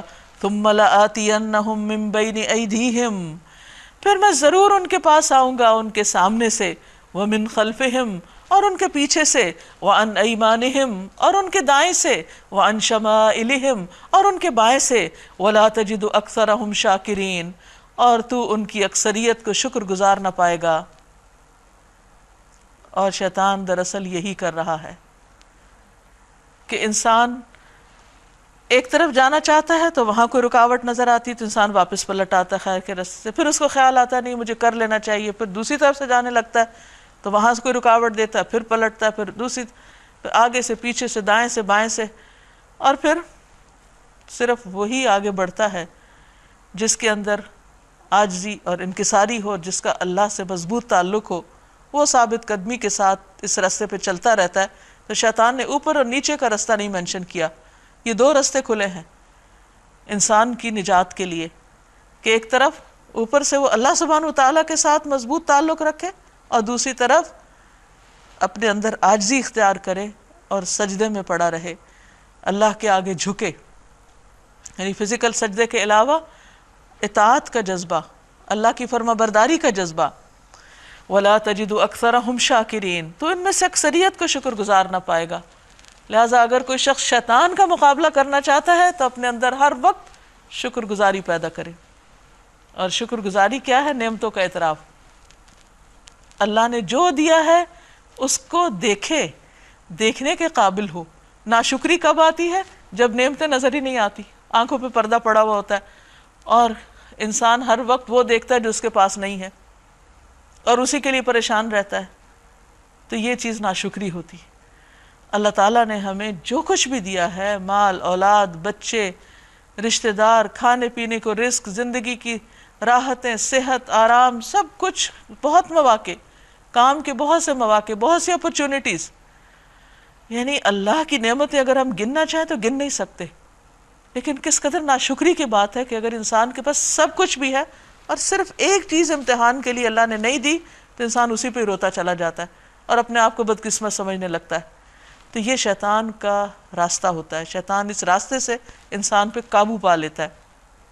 رسول اللہ صلی اللہ علیہ وسلم نے فرمایا، ابلیس صبح کے وقت اپنے لشکروں کو بھیجتا ہے اور کہتا ہے جو کسی مسلمان کو گمراہ کرے گا میں اسے تاج پہناؤں گا. واپسی پر ان میں سے ایک کہتا ہے میں اسے ورغلاتا رہا یہاں تک کہ اس نے اپنی بیوی کو طلاق دے دی. ابلیس کہتا ہے ممکن ہے وہ دوبارہ نکاح کر لے. ایک آ کر کہتا ہے میں اسے پھسلاتا رہا یہاں تک کہ اس نے اپنے والدین کی نافرمانی کر دی. کہتا ہے ممکن ہے کہ وہ بعد میں ان سے حسن سلوک سے پیش آئے. ایک آ کر کہتا ہے میں اس کے ساتھ چمٹا رہا یہاں تک کہ اس نے شرک کا ارتکاب کیا. ابلیس کہتا ہے تو نے کمال کر دیا. ایک اور آ کر کہتا ہے میں نے فلاں کو نہ چھوڑا یہاں تک کہ اس نے قتل کر دیا. ابلیس کہتا ہے تو بھی بہت اچھا ہے، پھر ان کو تاج پہنا دیتا ہے. فرمایا نکل جا یہاں سے ذلیل اور ٹھکرایا ہوا، یقین رکھ کہ ان میں سے یعنی انسانوں میں سے جو تیری پیروی کریں گے، جو ناشکرا پن کریں گے اور جو تیرے راستے پہ چلیں گے، تجھ سمیت ان سب سے جہنم کو بھر دوں گا. اب یہ انسان کے لیے ایک بہت بڑا امتحان ہے کہ وہ اللہ کے راستے پہ چلتا ہے یا ابلیس کے راستے پر، کیونکہ وہ کھلا میدان میں آ گیا انسان کو بہکانے کے لیے، اور اس نے بتا بھی دیا، اور اے آدم تو اور تیری بیوی دونوں اس جنت میں رہو، جہاں جس چیز کو تمہارا جی چاہے کھاؤ، مگر اس درخت کے پاس نہ پھٹکنا ورنہ ظالموں میں سے ہو جاؤ گے۔ اب اللہ تعالیٰ نے آدم علیہ السلام اور حوا علیہ السلام کو امتحان کے لیے بھیج دیا کہ بھلا شیطان کے مقابلے میں کیا کرتے ہیں، اور دوسری طرف شیطان کو اجازت دے دی کہ وہ ان کو جا کے بہکائے جیسے وہ دنیا میں جا کے کرے گا۔ پھر شیطان نے ان کو بہکایا تاکہ ان کی شرمگاہیں جو ایک دوسرے سے چھپائی گئی تھیں ان کے سامنے کھول دے۔ یعنی شیطان کیا چاہتا تھا کہ انسان کو بے آبرو کر دے، انسان کا لباس اتروا دے۔ اس نے ان سے کہا تمہارے رب نے تمہیں جو اس درخت سے روکا ہے اس کی وجہ اس کے سوا کچھ نہیں کہ کہیں تم فرشتے نہ بن جاؤ۔ یعنی ان کے اندر طرح طرح کے وسوسے ڈالے اور سیدھی باتوں کو الٹا کر کے پیش کیا، یا تمہیں ہمیشگی کی زندگی حاصل نہ ہو جائے۔ اور اس نے ان سے قسم کھا کے کہا کہ میں تمہارا سچا خیر خواہ ہوں، اور اسی طرح ہر جھوٹا لیڈر قسمیں کھا کے لوگوں کو بہکاتا ہے، تو شیطان نے بھی بڑا خیر خواہ بن کے آدم کو بہکانے کی کوشش کی، اس طرح دھوکہ دے کر، یعنی جھوٹی قسمیں کھا کے اور سبز باغ دکھا کے ان دونوں کو آہستہ آہستہ اپنے ڈھب پہ لے آیا۔ یعنی شیطان کی چالیں بڑی خطرناک ہوتی ہیں، انسان کو پتہ بھی نہیں چلتا کہ کس وقت اس کے ٹریپ میں آ گیا، اور اس کا طریقہ یہ ہوتا ہے کہ برائی کو خوبصورت بنا دیتا ہے۔ آخرکار جب انہوں نے اس درخت کا مزہ چکھا تو ان کے ستر ایک دوسرے کے سامنے کھل گئے، جنت کا لباس ان سے اتروا دیا گیا، اور وہ اپنے جسموں کو جنت کے پتوں سے ڈھانکنے لگے۔ وہ کیوں؟ کیونکہ انسان کے اندر حیا کا جذبہ فطری طور پر رکھ دیا گیا ہے۔ ننگا ہونا انسان کی فطرت میں نہیں، یہ اپنی فطرت کے خلاف جب جاتا ہے انسان، یا اس کی فطرت جب مسخ ہو جاتی ہے تو پھر اس کے لیے بے حیائی اور عریانی ایک خوبصورت کام ہو جاتا ہے۔ تب ان کے رب نے انہیں پکارا، کیا میں نے تمہیں اس درخت سے روکا نہ تھا؟ یعنی اصل چیز کیا تھی کہ اللہ نے منع کس چیز سے کیا ہے؟ وجہ کچھ بھی ہو، یعنی یہ نہیں تھا کہ وہ درخت کڑوا تھا یا درخت کے اندر کوئی ایسی خاصیت تھی جو آدم کو نقصان دینے والی چیز تھی اس میں۔ اصل بات تھی کہ اللہ کا حکم۔ دنیا میں بھی بہت سی ایسی چیزیں ہو سکتی جن سے اللہ تعالیٰ نے ہمیں روکا ہے، لیکن عام طور پر انسان سوچتا ہے کہ اس میں حرج کیا ہے، کوئی اتنی بڑی بات نہیں، اتنا ریجڈ نہیں ہونا چاہیے، کیا فرق پڑتا ہے، بہت سے لوگ کر رہے ہیں ہم بھی کر لیں۔ نہیں، کوئی بھی چیز، کوئی بھی حجت، کوئی بھی عذر قابل قبول نہیں۔ کسی بھی چیز کو کرنے یا نہ کرنے سے پہلے بس صرف یہ دیکھ لینا چاہیے کہ اللہ تعالیٰ نے کیا چاہا ہے ہم سے، کیونکہ عبادت نام ہی اطاعت کا ہے۔ یہ نہیں کہ اس کا کیا فائدہ اور کیا نقصان ہے، یہ بعد کی باتیں۔ بندے کے ایماندار ہونے کے لیے یہی کافی ہے کہ وہ جو اللہ نے کہا ہے اس کو کر گزرے، یہی ماننا ہے اللہ کو۔ دونوں بول اٹھے، قالا ربنا ظلمنا انفسنا وان لم تغفر لنا وترحمنا لنکونن من الخاسرین۔ اے رب، ہم نے اپنی جانوں پہ ظلم کیا، اب اگر تو نے ہم سے درگزر نہ فرمایا اور رحم نہ کیا تو یقیناً ہم تباہ ہو جائیں گے۔ یہاں آپ دیکھیے کہ آدم علیہ السلام اور حوا علیہ السلام دونوں نے اپنی غلطی کا اعتراف کر لیا۔ یہی فرق ہے شیطان اور انسان میں۔ شیطان اکڑ گیا، دلیلیں دینے لگا، بہانے کرنے لگا، اور اس نے چیلنج کر دیا۔ اس کے برعکس جب آدم علیہ السلام کو احساس ہوا کہ بھول ہو گئی، خطا ہو گئی، فوراً پلٹ آئے اور رو رو کر اللہ سے معافی مانگنے لگے۔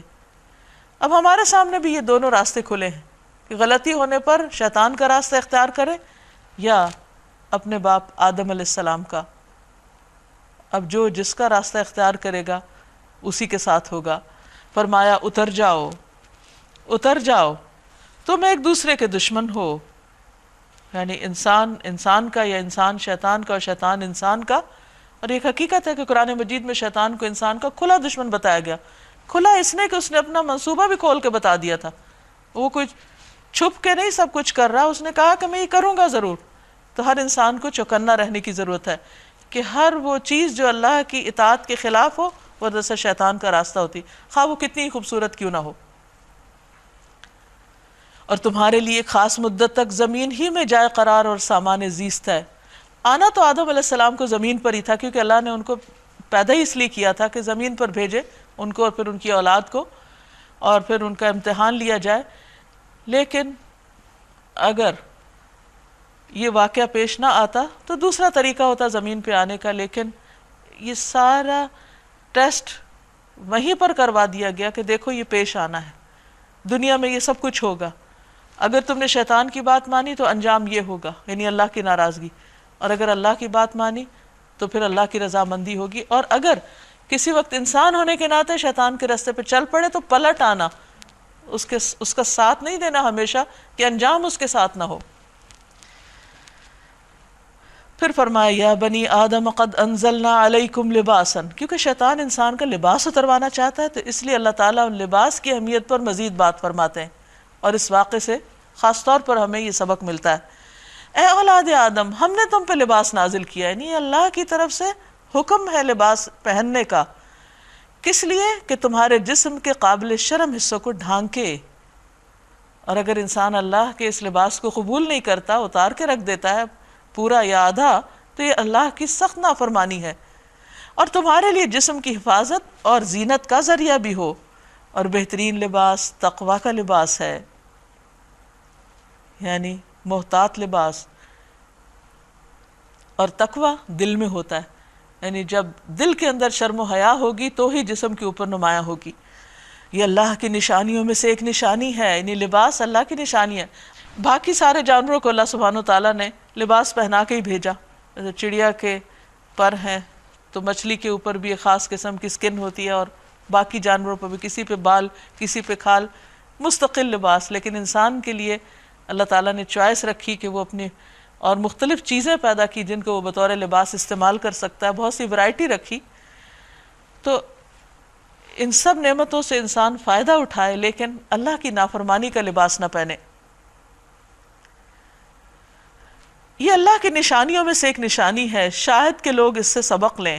اے بنی آدم، ایسا نہ ہو کہ شیطان تمہیں پھر اسی طرح فتنے میں مبتلا کر دے جس طرح اس نے تمہارے والدین کو جنت سے نکلوا دیا تھا اور ان کے لباس ان پر سے اتروا دیے تھے، کہیں ایسا نہ ہو کہ تم لباس اتار بیٹھو دنیا میں، تاکہ ان کی شرمگاہیں ایک دوسرے کے سامنے کھولے۔ وہ اور اس کے ساتھی تمہیں ایسی جگہ سے دیکھتے ہیں جہاں سے تم انہیں نہیں دیکھ سکتے، لہٰذا شیطان کی نظروں سے بچنے کے لیے جب انسان لباس اتارے تو بسم اللہ پڑھے، جیسے ایک حدیث میں آتا ہے۔ نبی صلی اللہ علیہ وسلم نے فرمایا، جنوں کی آنکھوں اور بنی آدم کی شرمگاہوں کے درمیان پردہ یہ ہے کہ جب کوئی لباس اتارے تو بسم اللہ کہے۔ ان شیاطین کو ہم نے ان لوگوں کا سرپرست بنا دیا جو ایمان نہیں لاتے، وہ ان کے دوست ہیں، ان کے رہنما ہیں، اور ان کو طرح طرح کی باتیں ان کے دل میں ڈالتے رہتے ہیں تاکہ وہ غلط کام تیزی سے کرتے رہیں۔ شیطان کے ساتھی کون ہیں؟ یہ لوگ جب کوئی شرمناک کام کرتے ہیں، بے حیائی کا کام کرتے ہیں، تو کہتے ہیں ہم نے اپنے باپ دادا کو اسی طریقے پر پایا، ہمارے یہاں ایسا ہی ہوتا ہے، اور اللہ ہی نے ہمیں ایسا کرنے کا حکم دیا ہے۔ اصل میں اہل عرب جو تھے وہ طواف یعنی عبادت بھی ننگے ہو کے کرتے تھے، حالانکہ ابراہیم علیہ السلام کے طریقے میں ایسا کچھ نہیں تھا۔ تو جب ان کو منع کیا جاتا تو وہ کہتے نہیں ہمارے ہاں تو ہمارے باپ دادا یہ کرتے تھے، اور ان کی تعویل کیا تھی جو شیطان نے ان کو سجائی ہوئی تھی کہ جس لباس میں ہم گناہ کرتے ہیں اس لباس میں اللہ کی عبادت نہیں کرنی چاہیے۔ اب اس قسم کی تعویلیں کر کے اگر انسان اللہ کی نافرمانی کرے تو اس کو جسٹیفائی نہیں کر سکتا۔ بہرحال ایک تو غلط کام، اور دوسرا پھر اس کو اللہ کے ذمے کرنا، اس سے بھی بڑا ظلم، اللہ پہ جھوٹ باندھنا۔ ان سے کہو اللہ بے حیائی کا حکم کبھی نہیں دیتا، کبھی نہیں۔ کیا تم اللہ کا نام لے کر وہ باتیں کہتے ہو جن کے متعلق تمہیں علم نہیں ہے کہ وہ اللہ کی طرف سے ہیں؟ قل امر ربی بالقسط واقیموا وجوہکم عند کل مسجد، کہہ دیجئے کہ میرے رب نے تو راستی اور انصاف کا حکم دیا ہے، اور اس کا حکم تو یہ ہے کہ ہر عبادت میں اپنا رخ ٹھیک رکھو، یعنی اللہ کی طرف رکھو، اس کی خاطر عبادت کرو، اور جس رخ پہ اس نے عبادت کرنے کو کہا ہے وہی کرو، اور اسی کو پکارو اپنے دین کو اس کے لیے خالص رکھ کر، جس طرح اس نے تمہیں اب پیدا کیا اسی طرح تم پھر پیدا کیے جاؤ گے، یعنی کل قیامت کے دن اٹھ کر حساب کتاب دینا ہوگا. فریقاً ہدا و فریقاً حق علیہم الضلالہ، ایک گروہ کو تو اس نے سیدھا راستہ دکھا دیا ہے مگر دوسرے گروہ پر گمراہی چسپاں ہو کر رہ گئی ہے، کیونکہ انہوں نے خدا کی بجائے شیاطین کو اپنا سرپرست بنا لیا ہے اور وہ سمجھ رہے ہیں کہ ہم سیدھی راہ پر ہیں. یعنی آپ دیکھیے کہ شیطانوں کے پیچھے چلنے والے بھی سمجھتے ہیں کہ ہم بہت اچھا کر رہے ہیں، کیونکہ شیطان نے خود غلط کر کے اپنے آپ کو جسٹیفائی کر لیا تھا. یا بنی آدم، اے آدم کے بچوں، خذوا زینتکم عند کل مسجد، ہر عبادت کے موقع پر اپنی زینت سے آراستہ رہو، یعنی لباس پہنو. وکلوا واشربوا ولا تسرفوا، کھاؤ پیو اور حد سے تجاوز نہ کرو، کیونکہ اسراف بھی شیطان کا راستہ ہے. قرآن مجید میں آتا ہے ان المبذرین کانوا اخوان الشیاطین، فضول خرچی کرنے والے شیاطین کے بھائی ہیں. انہ لا يحب المسرفین، اللہ حد سے بڑھنے والوں کو پسند نہیں کرتا. یعنی خواہ کھانے کا معاملہ ہو یا لباس کا معاملہ ہو یا پھر کسی بھی اور جگہ پر، اعتدال پہ رہنا. اور بہترین راستہ وہی ہے جو اللہ کے رسول صلی اللہ علیہ وسلم نے ہمیں سکھا دیا ہے. مثلا کھانے پینے کے بارے میں بھی واضح ہدایات دی ہیں کہ انسان کو کیا طریقہ اختیار کرنا چاہیے. قل من حرم زینۃ اللہ التی اخرج لعبادہ والطیبات من الرزق، ان سے کہہ دیجئے کہ کس نے اللہ کی اس زینت کو حرام کر دیا جسے اللہ نے اپنے بندوں کے لیے نکالا تھا. یعنی دنیا میں اللہ نے جو رنگ پیدا کیے، جو مختلف نعمتیں پیدا کی، ان کو جائز حدود کے اندر استعمال کرنا یہ بھی شکر گزاری ہے. اور کس نے خدا کی بخشی ہوئی پاک چیزیں ممنوع کر دی؟ کہو یہ ساری چیزیں دنیا کی زندگی میں بھی ایمان لانے والوں کے لیے ہیں اور قیامت کے دن تو خالصتاً انہی کے لیے ہوں گی، یعنی جو اللہ کے وفادار بندے ہیں. اس طرح ہم اپنی باتیں صاف صاف بیان کرتے ہیں ان لوگوں کے لیے جو علم رکھنے والے ہیں. قل انما حرم ربی الفواحش، آپ ان سے کہہ دیجئے کہ میرے رب نے جو چیزیں حرام کی ہیں وہ یہ ہیں: بے شرمی کے کام، بے حیائی کے کام، خواہ کھلے ہوں یا چھپے ہوں، اور گناہ اور حق کے خلاف زیادتی، اور یہ کہ اللہ کے ساتھ تم کسی کو شریک کرو جس کے لیے اس نے کوئی سند نازل نہیں کی، اور یہ کہ اللہ کے نام پر کوئی ایسی بات کہو جس کے متعلق تمہیں علم نہ ہو کہ وہ حقیقت میں اسی کی فرمائی ہوئی ہے. ہر قوم کے لیے مہلت کی ایک مدت مقرر ہے، پھر جب کسی قوم کی مدت پوری ہوتی ہے تو ایک گھڑی بھر کی تاخیر و تقدیم نہیں ہوتی. یعنی جس طرح انسانوں کی زندگی ہوتی ہے اسی طرح قوموں کی زندگی بھی ہوتی ہے، اور جس طرح نیکیاں انسانوں کی زندگی میں اضافہ کرتی ہیں اسی طرح خیر و بھلائی کی روش قوموں کی زندگیوں میں اضافے کا باعث ہوتی ہے. اور اس کے برعکس اللہ کی نافرمانیاں انسان کی زندگی میں بے برکتی پیدا کر دیتی ہیں اور قوموں کی زندگی میں بھی خسارے اور زوال اور تنزل کا سبب بنتی ہیں. یا بنی آدم اما یأتینکم رسل منکم یقصون علیکم آیاتی فمن اتقى واصلح فلا خوف علیہم ولا هم يحزنون. اے بنی آدم، اے آدم کی اولاد، اے آدم کے بچوں، یاد رکھو اگر تمہارے پاس خود تم ہی میں سے ایسے رسول آئیں، یعنی آدم کی اولاد میں سے، انسانوں میں سے، جو تمہیں میری آیات سنا رہے ہوں، تو جو کوئی نافرمانی سے بچے گا اور اپنے رویے کی اصلاح کر لے گا، پچھلی غلطیوں سے توبہ کر لے گا، اس کے لیے کسی خوف اور رنج کا موقع نہ ہوگا. اور جو لوگ ہماری آیات کو جھٹلائیں گے اور ان کے مقابلے میں سرکشی برتیں گے، یعنی اطاعت نہیں کریں گے، سرنڈر نہیں کریں گے، نہیں جھکیں گے، وہی اہل دوزخ میں سے ہوں گے. دوزخ متکبروں کا ٹھکانہ ہے، سرکشوں کا ٹھکانہ، جہاں وہ ہمیشہ رہیں گے. ظاہر ہے کہ اس سے بڑا ظالم اور کون ہوگا جو بالکل جھوٹی باتیں گھڑ کر اللہ کی طرف منسوب کر دے یا اللہ کی سچی آیات کو جھٹلائے. ایسے لوگ اپنے نوشتہ تقدیر کے مطابق اپنا حصہ پاتے رہیں گے، یعنی دنیا میں جتنے دن کی مہلت ہے ان کے پاس، اور اچھی یا بری زندگی گزارنا جو بھی ان کے حصے میں ہے وہ گزار کے پھر اللہ کے سامنے جا کے کھڑے ہوں گے. یہاں تک کہ وہ گھڑی آ جائے گی جب ہمارے بھیجے ہوئے فرشتے ان کی روحیں قبض کرنے کے لیے پہنچیں گے.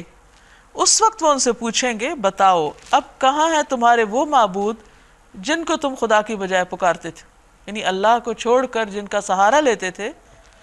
جن کی طرف مشکلات میں تم رجوع کرتے تھے، جن سے دعائیں مانگتے تھے، جن کے نام کی نظر نیاز دیتے تھے، کدھر ہیں وہ کیوں نہیں چھڑانے آ رہے تم کو؟ وہ کہیں گے سب ہم سے گم ہو گئے، اس وقت تو کوئی بھی ساتھ نہیں دے رہا، اور وہ خود اپنے خلاف گواہی دیں گے کہ واقعی ہم حق کے انکاری تھے۔ اللہ فرمائے گا جاؤ تم بھی اسی جہنم میں چلے جاؤ جس میں تم سے پہلے گزرے ہوئے گروہ جن و انس جا چکے ہیں۔ ہر گروہ جب جہنم میں داخل ہوگا تو اپنے پیش رو گروہ پر لعنت کرتا ہوا داخل ہوگا، حتیٰ کہ جب سب وہاں جمع ہو جائیں گے تو ہر بعد والا گروہ پہلے گروہ کے حق میں کہے گا اے رب یہ لوگ تھے جنہوں نے ہم کو گمراہ کیا، یعنی لیڈرز اور فالوورز۔ تو پہلا گروہ پچھلے گروہ کا ایک طرح سے لیڈر ہوگا کیونکہ وہ اس کو فالو کر رہا ہوگا۔ اے رب یہ لوگ تھے جنہوں نے ہم کو گمراہ کیا، لہٰذا انہیں آگ کا دوہرا عذاب دے دو۔ جواب میں ارشاد ہوگا ہر ایک کے لیے دوہرا ہی عذاب ہے مگر تم جانتے نہیں ہو، کیونکہ ہر گروہ کسی نہ کسی کو یا تو فالو کر رہا تھا یا کوئی اس کو فالو کر رہا تھا، تو اس وجہ سے سب سزا میں شریک ہو۔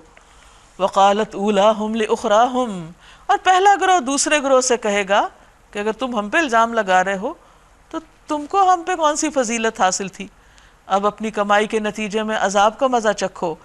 قرآن مجید میں بارہا اہل دوزخ کی یہ تکرار بیان کی گئی ہے، جس سے پتہ یہ چلتا ہے کہ آج دنیا میں انسان آنکھیں بند کر کے جب دوسروں کو فالو کرتا ہے اور وہ بہت خوش ہوتا ہے مخصوص طریقوں پہ چل کے، اور ایک دفعہ بھی عقل سے کام نہیں لیتا کہ دیکھے کہ وہ کدھر جا رہا ہے اور کس کا پیچھا کر رہا ہے، لیکن قیامت کے دن اس کو سخت پریشانی کا سامنا کرنا ہوگا کیونکہ اس نے دنیا میں عقل سے کام نہیں لیا اور اللہ کی آئی ہوئی ہدایت کو نہیں دیکھا، بس صرف یہ دیکھا کہ جن کو وہ فالو کر رہا ہے وہ کیا فرما رہے ہیں، وہ صحیح ہے یا نہیں، آنکھیں بند کر کے ان کے پیچھے جا رہا ہے۔ ان الذین کذبوا بآیاتنا واستکبروا عنہا، یقین جانو جن لوگوں نے ہماری آیات کو جھٹلایا ہے اور ان کے مقابلے میں سرکشی کی ہے، ان کے لیے آسمان کے دروازے ہرگز نہ کھولے جائیں گے۔ ان کا جنت میں جانا اتنا ہی ناممکن ہے جتنا سوئی کے ناکے سے اونٹ کا گزرنا، جیسے سوئی کی سوراخ سے اونٹ نہیں گزر سکتا، یہ لوگ یہ متکبر اور سرکش جنت میں نہیں جا سکتے۔ مجرموں کو ہمارے ہاں ایسا ہی بدلہ ملا کرتا ہے، ان کے لیے تو جہنم کا بچھونا ہوگا اور جہنم ہی کا اڑنا، یہ ہے وہ جزا جو ہم ظالموں کو دیا کرتے ہیں، بخلاف اس کے جن لوگوں نے ہماری آیات کو مان لیا اور اچھے کام کیے ہیں، اور اس باب میں ہم ہر ایک کو اس کی استطاعت کے مطابق ہی ذمہ دار ٹھہراتے ہیں۔ وہ اہل جنت ہیں جہاں وہ ہمیشہ رہیں گے، ان کے دلوں میں ایک دوسرے کے خلاف جو کچھ کدورت ہوگی اسے ہم نکال دیں گے۔ یعنی دنیا میں انسان باہم جب رہتے ہیں تو ان کے درمیان کچھ رنجشیں، بدمزگیاں، غلط فہمیاں اور بہت سی چیزیں پیدا ہو جاتی ہیں، لیکن جنت ایک ایسی خوبصورت جگہ ہے جہاں کسی کے دل میں کسی کے لیے کوئی برا گمان نہ ہوگا، اور دنیا میں جو ایک دوسرے کے لیے برے گمان تھے وہ جنت میں داخل ہونے سے پہلے ایک نہر، ایک پل پہ روک کر ان کے دلوں کو دھو کے صاف کر دیا جائے گا، اور پھر وہ ایک دل والے کی طرح، یعنی سب کے دل ایک جیسے ہوں گے، پھر وہ جنت میں داخل کر دیے جائیں گے۔ ان کے سب اختلافات اور آپس کی مس انڈرسٹینڈنگز ختم کر دی جائیں گی۔ وَنَزَعْنَا مَا فِي صُدُورِهِم مِّن غِلٍّ تَجْرِي مِن تَحْتِهِمُ الْأَنْهَارُ، ان کے دلوں میں ایک دوسرے کے خلاف جو کچھ کدورت ہوگی اسے ہم نکال دیں گے، ان کے نیچے نہریں بہتی ہوں گی، اور وہ کہیں گے وَقَالُوا الْحَمْدُ لِلَّهِ الَّذِي هَدَانَا لِهَذَا، اللہ کا شکر ہے جس نے ہمیں یہ راستہ دکھایا، وَمَا كُنَّا لِنَهْتَدِيَ لَوْلَا أَنْ هَدَانَا اللَّهُ، ہم خود راہ نہ پا سکتے تھے اگر خدا ہماری رہنمائی نہ کرتا۔ وہاں بھی وہ شکر گزار ہوں گے کیونکہ دنیا میں وہ شکر گزار تھے، اللہ کی ہدایت پر خوش ہوتے تھے، اور یہی چیز ان کے ساتھ جنت تک جائے گی، کیونکہ شیطان انسان کو اللہ سے بدگمان کرنا چاہتا ہے، اللہ والوں سے بدگمان کرنا چاہتا ہے، دین سے بدگمان کرنا چاہتا ہے، تو یہ لوگ شیطان کی ان ساری باتوں سے بچ کر اللہ کے شکر گزار بن کر ہدایت کے راستے پہ چلتے رہے، یہاں تک کہ اپنے اچھے انجام کو جا پہنچے، جو حقیقت میں کامیابی و کامرانی کا اصل مقام ہے۔ اس وقت تو اقرار کریں گے ہمارے رب کے بھیجے ہوئے رسول واقعی حق ہی لے کر آئے تھے۔ اس وقت ندا آئے گی یہ جنت جس کے تم وارث بنائے گئے ہو تمہیں ان اعمال کے بدلے میں ملی ہے جو تم کرتے رہے۔ پھر عمل کی بات ہو رہی ہے، اور انسان کے لیے سب سے مشکل عمل ہی ہو جاتا ہے۔ وَنَادَى أَصْحَابُ الْجَنَّةِ أَصْحَابَ النَّارِ، اب جنت والے جنت میں پہنچ گئے، جہنم والے جہنم میں، اب ان کے درمیان بات چیت ہو رہی ہے۔ پھر یہ جنت کے لوگ دوزخ والوں سے پکار کر کہیں گے ہم نے ان سارے وعدوں کو ٹھیک پایا جو ہمارے رب نے ہم سے کیے تھے، کیا تم نے بھی ان وعدوں کو ٹھیک پایا جو تمہارے رب نے تم سے کیے تھے؟ وہ جواب دیں گے ہاں۔ تب ایک پکارنے والا ان کے درمیان پکارے گا، کیا؟ اللعنۃ اللہ علی الظالمین، اللہ کی لعنت ظالموں پر۔ کون ظالم؟ الذین یصدون عن سبیل اللہ ویبغونہا عوجا، جو اللہ کے راستے سے لوگوں کو روکتے اور اسے ٹیڑھا کرنا چاہتے تھے اور آخرت کے منکر تھے۔ وبینہما حجاب، ان دونوں گروہوں کے درمیان ایک اوٹ حائل ہوگی، ایک دیوار ہوگی جس کی بلندیوں آراف پر کچھ اور لوگ ہوں گے۔ یہ کون لوگ ہوں گے؟ اس کے بارے میں مختلف آراء ہیں۔ بعض کہتے ہیں کہ یہ انبیاء ہوں گے جو بلند درجوں والے ہیں، بعض کہتے ہیں کہ وہ لوگ ہوں گے جن کے نیک اور برے عمل بالکل برابر ہوں گے، کیونکہ وہاں ذرے کے برابر، ایک پنسل کے ڈاٹ کے برابر بھی کسی کا نیک عمل اور برا عمل جو ہے وہ تول لیا جائے گا۔ اللہ کے ہاں اتنے سینسیٹیو ترازو ہیں۔ تو جنت والے جنت میں چلے جائیں گے، جہنم والے جہنم میں، اور جن کا فیصلہ یا رزلٹ پینڈنگ ہوگا وہ اس اونچی جگہ پر کھڑے ہوں گے اور دونوں طرف لوگوں کو دیکھ رہے ہوں گے۔ یہ ہر ایک کو اس کے قیافے سے پہچانیں گے، یعنی لوگوں کو پہچان لیں گے اور جنت والوں سے پکار کر کہیں گے سلام علیکم، تم پر سلامتی ہو۔ لم يدخلوها وهم يطمعون، یہ لوگ جنت میں داخل تو نہیں ہوئے ہوں گے مگر اس کے امیدوار ہوں گے، انتظار میں ہوں گے، اور جب ان کی نگاہیں دوزخ والوں کی طرف پھریں گی تو کہیں گے اے ہمارے رب، ان ظالم لوگوں میں ہمیں شامل نہ کیجیے۔ پھر یہ آراف کے لوگ دوزخ کی چند بڑی شخصیتوں کو ان کی علامتوں سے پہچان کر پکاریں گے کہ دیکھ لیا تم نے، آج نہ تمہارے جتھے تمہارے کسی کام آئے اور نہ وہ ساز و سامان جس کو تم بڑی چیز سمجھتے تھے، دنیا کے وسائل۔ اور کیا یہ اہل جنت وہی لوگ نہیں جن کے متعلق تم قسمیں کھا کھا کر کہتے تھے کہ ان کو تو خدا اپنی رحمت میں سے کچھ بھی نہ دے گا؟ آج انہی سے کہا گیا ہے کہ داخل ہو جاؤ جنت میں، تمہارے لیے نہ خوف ہے نہ رنج۔ اور دوزخ کے لوگ جنت والوں کو پکاریں گے کہ کچھ تھوڑا سا پانی ہم پہ ڈال دو، یا رزق جو اللہ نے تمہیں دیا ہے اسی میں سے کچھ پھینک دو، تمہارے پاس اتنا کچھ ہے اور ہمارے پاس کچھ بھی نہیں۔ وہ جواب دیں گے اللہ نے یہ دونوں چیزیں منکرین حق پر حرام کر دی ہیں۔ کون؟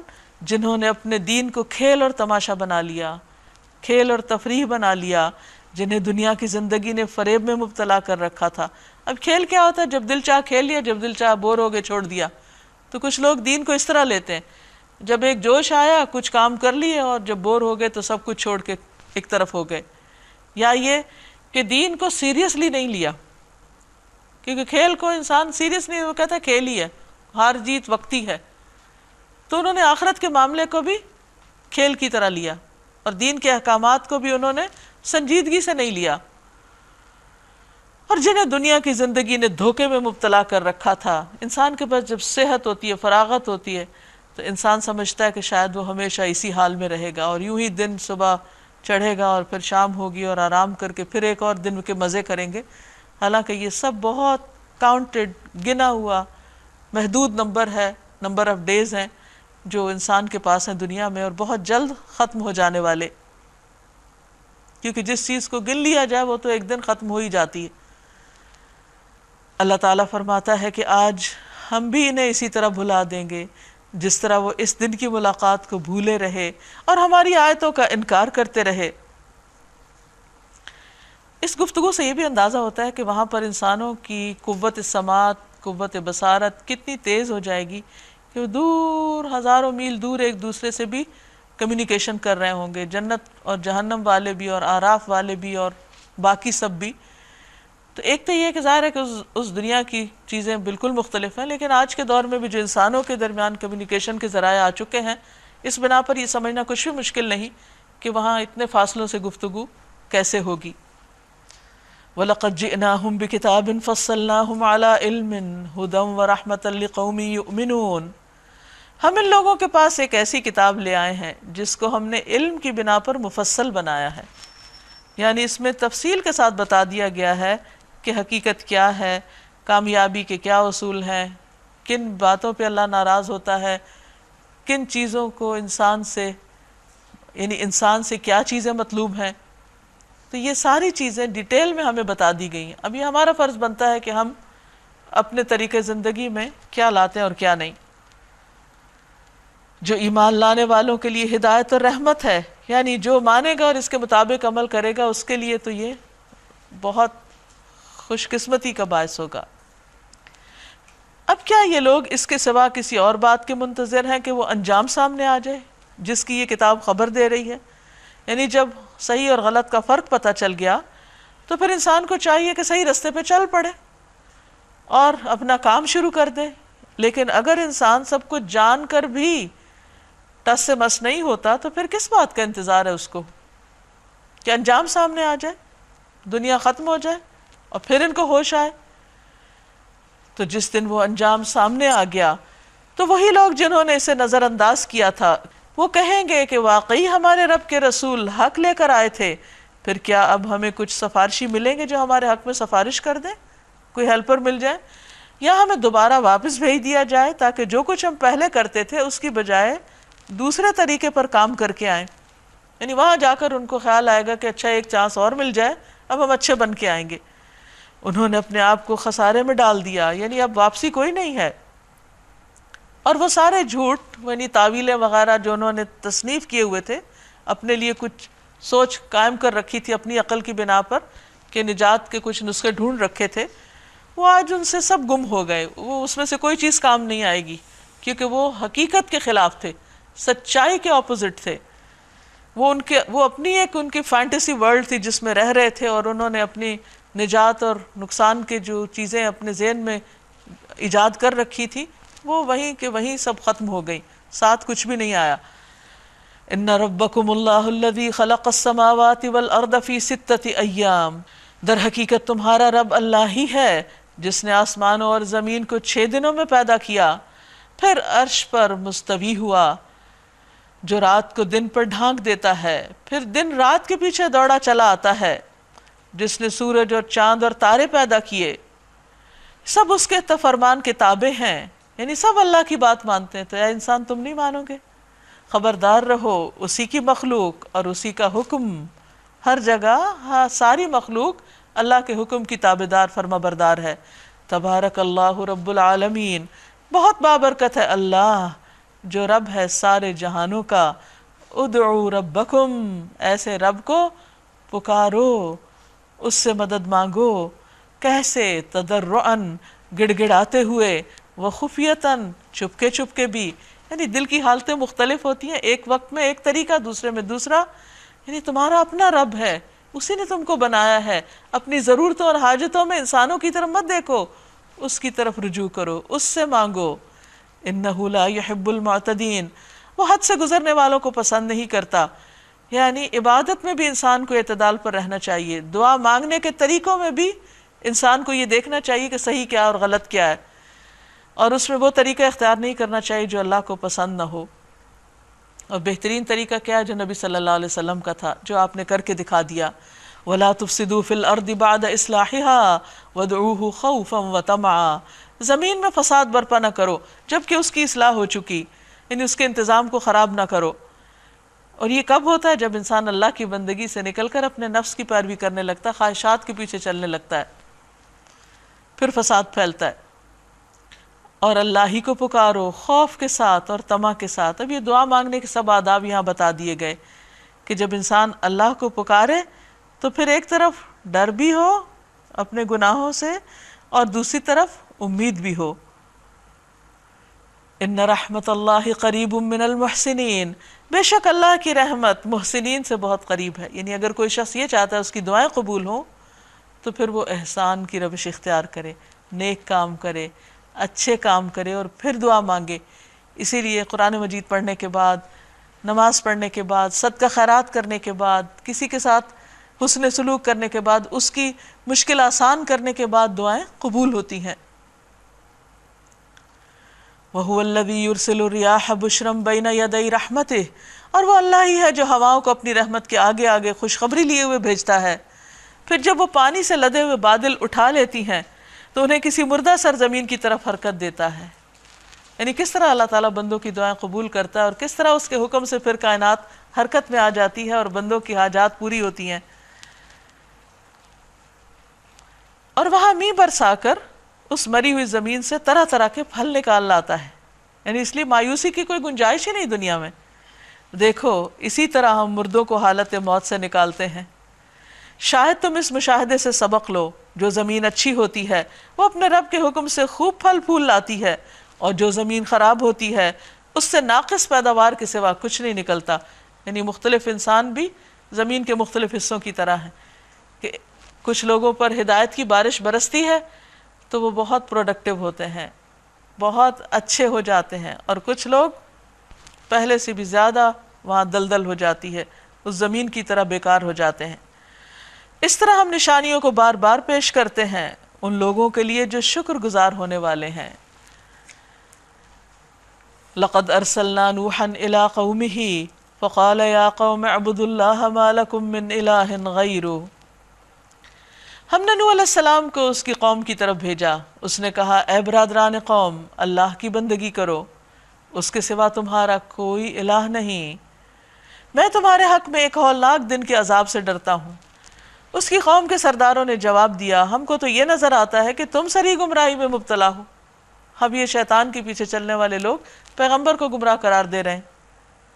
نوح علیہ السلام نے کہا اے برادران قوم، اب دیکھیں پیغمبر کا انداز کیا ہوتا ہے کہ وہ اپنی قوم کے لوگوں کو اپنا بھائی کہتا ہے، انتہا درجے کی خیرخواہی۔ میں کسی گمراہی میں نہیں پڑا ہوا بلکہ میں رب العالمین کا رسول ہوں، تمہیں اپنے رب کے پیغامات پہنچاتا ہوں، اور یہی پیغمبروں کی ذمہ داری ہوتی ہے کہ وہ اللہ کے پیغام بندوں تک لے کر آتے ہیں۔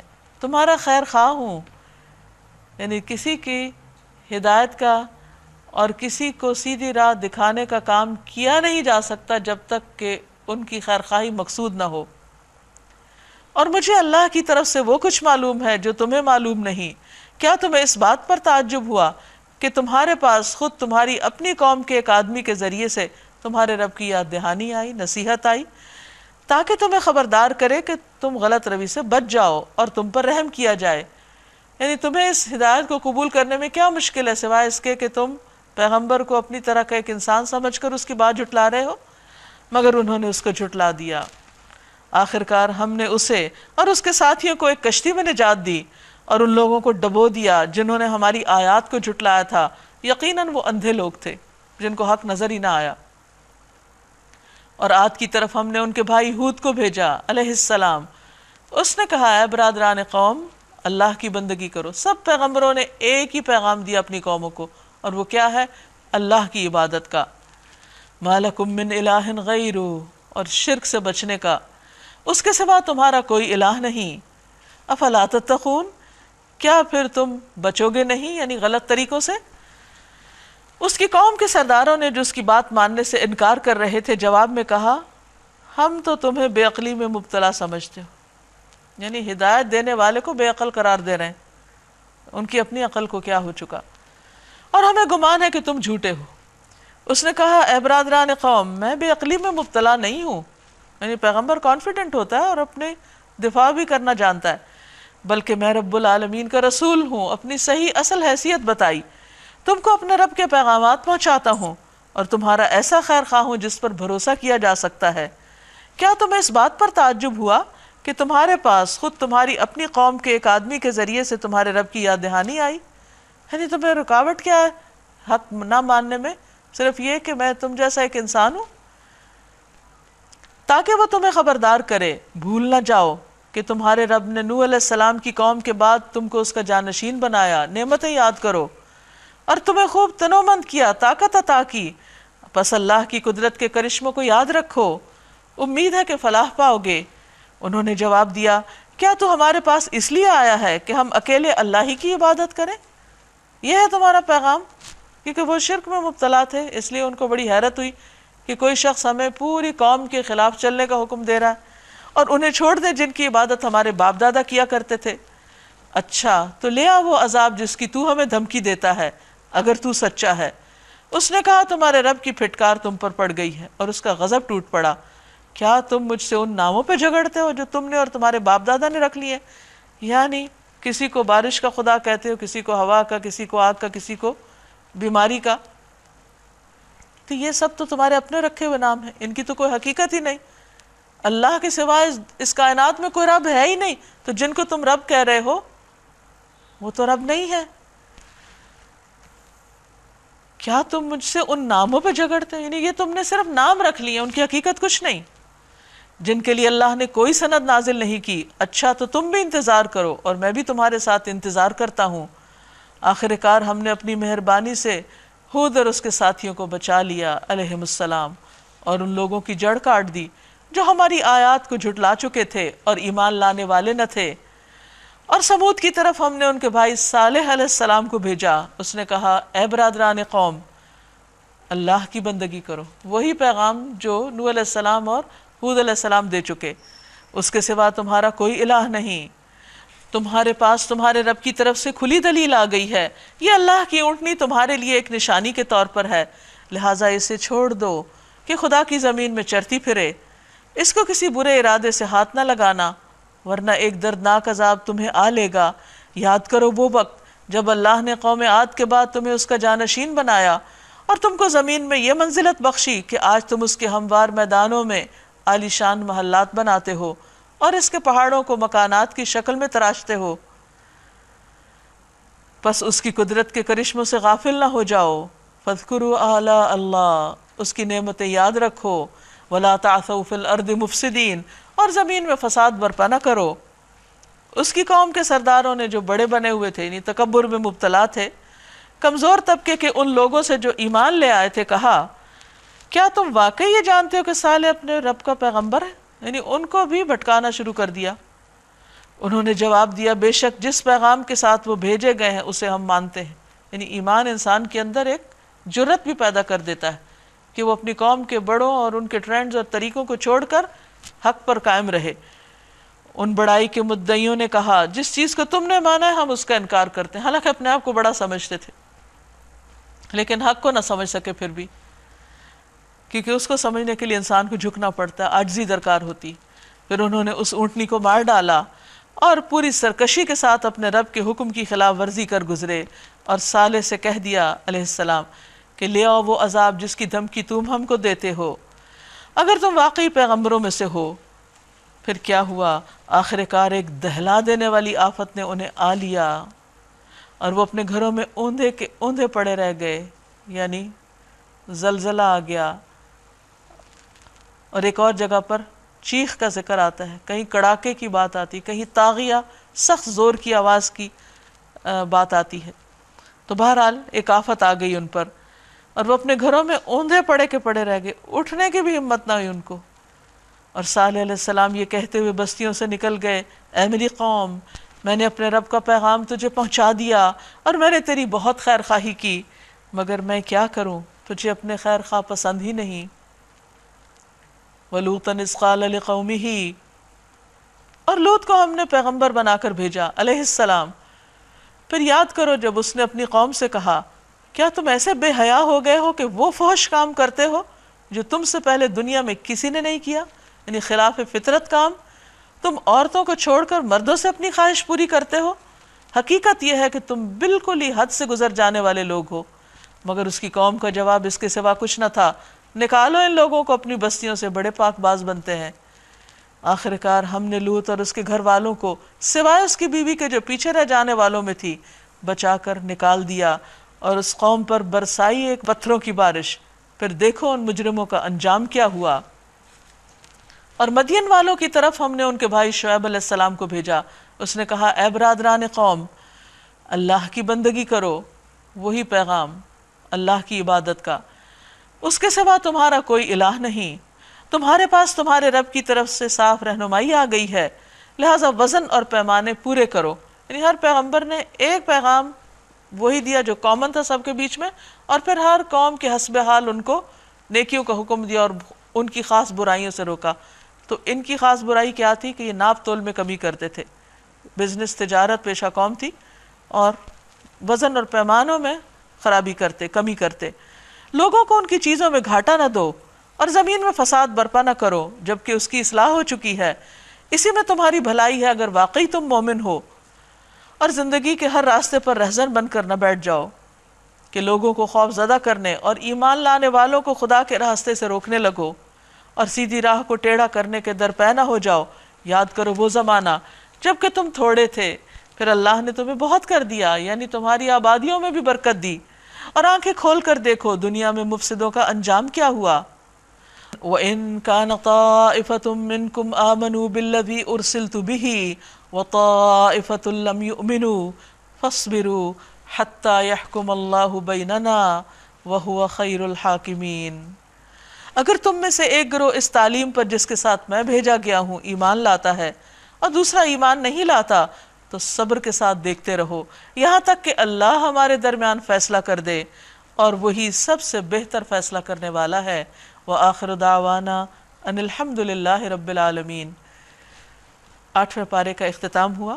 اب اس پارے کے بارے میں آپ نے جو کچھ سنا، اگر اس بارے میں مزید آپ کچھ کہنا چاہیں تو موسٹ ویلکم. اپنے جی، قرآن پاک کا جو حصہ آپ نے آج بیان فرمایا، الحمدللہ ہر بات ہی اللہ سبحانہ و تعالیٰ کی ہدایت پر مبنی ہے، لیکن جو بات بہت واضح طور پر آج سمجھ میں آئی ہے وہ یہ کہ انسان کے لیے زندگی گزارنے کی 2 اپروچز ہیں. یعنی there are 2 approaches of life, جس میں ایک رستہ تو خواہشات کا، یہ ڈیزائرز کا رستہ ہے، اور دوسرا رستہ علم کا رستہ ہے. اللہ سبحانہ تعالیٰ نے بہت واضح طور پر ان آیات میں بتا دیا کہ جب ایک انسان ڈیزائرز کا رستہ اختیار کرتا ہے تو بہت ساری چیزوں کو میس اپ کر دیتا ہے. مثلا کھانے پینے کے حوالے سے انسانی معاشروں میں جو خرابیاں آ جاتی ہیں، نہ صرف یہ بلکہ اولاد کے حوالے سے وہ اتنا بے رحم ہو جاتا ہے کہ ان کو قتل کرنے لگتا ہے. اور پھر ہم دیکھتے ہیں کہ دوسرا رستہ اللہ سبحانہ و تعالیٰ نے علم کا رستہ بیان فرمایا، جس کے لیے سب سے پہلے حضرت موسیٰ علیہ السلام کے اوپر جو تورات نازل کی گئی اس کا ذکر فرمایا گیا، اور پھر قرآن پاک کا ذکر فرمایا گیا. اس سے معلوم یہ ہو رہا ہے کہ اللہ سبحانہ و تعالیٰ نے تاریخ انسانی کے ہر دور میں علم کو انسانوں کو پرووائڈ کیا اپنے پیغمبروں کے ذریعے سے. اور بڑا انٹرسٹنگ مجھے جو لنک لگا اگلی سورہ کے اندر، سورۃ الاعراف کے اندر، وہ یہ کہ پھر کچھ قوموں کا تذکرہ کر دیا گیا جنہوں نے اللہ سبحانہ و تعالیٰ کے بھیجے ہوئے علم کو ریجیکٹ کر کے اپنی ڈیزائرز کے رستے کو فالو کیا. نتیجہ کیا ہوا؟ تاریخ انسانی نے دیکھا کہ ان کے آج جو تباہ شدہ ان کے آثار ہیں، کھنڈرات ہیں، وہ دراصل اس بات کی دلیل ہیں کہ انہوں نے اللہ سبحانہ و تعالیٰ کے بھیجے گئے علم کو ریجیکٹ کر کے اپنے لیے ہی بربادی کی. دوسری طرف بہت اچھی ایویڈنس دے دی گئی جنتی لوگوں کی، کہ جہاں پر وہ جنت میں پہنچ کر یہ کہتے ہیں، اس بات کو ایکنالج کرتے ہیں الحمدللہ کہ اس نے ہمیں ہدایت کا رستہ پرووائڈ کیا. تو 2 مختلف اپروچز زندگی گزارنے کی، 2 مختلف اعمال، 2 مختلف انجام کے اوپر ختم ہوتے ہیں. تو یہ بات آج مجھے بہت اسٹرائک کی کہ قرآن پاک کو اللہ سبحانہ و تعالیٰ نے جو ہمارے لیے بھیجا ہے وہ آج بھی اسی طرح ریلیونٹ ہے، اور قرآن پاک پر عمل کرنے میں ہی دراصل ہماری نجات ہے اور ایٹرنل سکسیس ہے. تو گویا سکسیس فیکٹر ہماری زندگی کا اللہ سبحانہ و تعالیٰ کی طرف سے بھیجے گئے علم کو فالو کرنے میں ہے. یہاں سورہ اعراف کے اندر آیت نمبر 12 میں اللہ تعالیٰ نے شیطانی رویے کا ایک ذکر کیا ہے کہ اس نے کہا انا خیر منہ، کہ میں اس انسان سے بہتر ہوں تو میں اس کو سجدہ کیوں کروں. تو یہ جملہ کہنے کے بعد اس کا اللہ تعالیٰ کے ساتھ تعلق وہ خراب ہو گیا. تو آج کل جو ہمارے آپس کے تعلقات کی خرابی ہے تو میں سمجھتی ہوں کہ اس کی وجہ بھی ہے یہ کہ انا خیر منہ، میں اس سے بہتر ہوں، میں اس کی بات کیوں مانوں، یا اگر غصہ بھی ہوتے ہیں تو اس نے مجھے ایسا کیوں کہا، یا اگر کوئی حق بات بتاتا ہے تو تب بھی ہم یہ کہتے ہیں کہ اس نے مجھے کیوں کہا ایسے. تو اس طرح ہمارے آپس کے تعلقات خراب ہو جاتے ہیں. اگر یہ چیز ہمارے اندر سے نکل جائے تو ہمارے تعلقات اچھے ہوں اور آپس کے معاملات کرنا آسان ہو جائے ہمیں. آج کے لیسن میں یہ کہا گیا کہ درجات جو ہیں انسان کے اس کا دار و مدار عمل پہ ہے. تو عمل ہمارا تبھی قابل قبول ہے جب ہماری نیت اچھی ہو، اور عمل جب بھی قبول ہوگا جب وہ توحید خالصتاً اللہ تعالیٰ کے لیے ہو. تو ہمیں یہ دیکھنا چاہیے کہ ہمارا ہر عمل توحید پہ ہو، جب ہی ہمارا عمل قبول ہوگا. ناظرین، اس کے ساتھ ہی آج کے پروگرام کا وقت ختم ہوتا ہے. اجازت چاہتے ہیں. اللہ تعالیٰ سے دعا ہے کہ ہم نے جو کچھ بھی پڑھا سنا ہمیں اس پر عمل کی توفیق عطا فرمائے. وآخر دعوانا ان الحمد للہ رب العالمین. السلام علیکم ورحمۃ اللہ وبرکاتہ.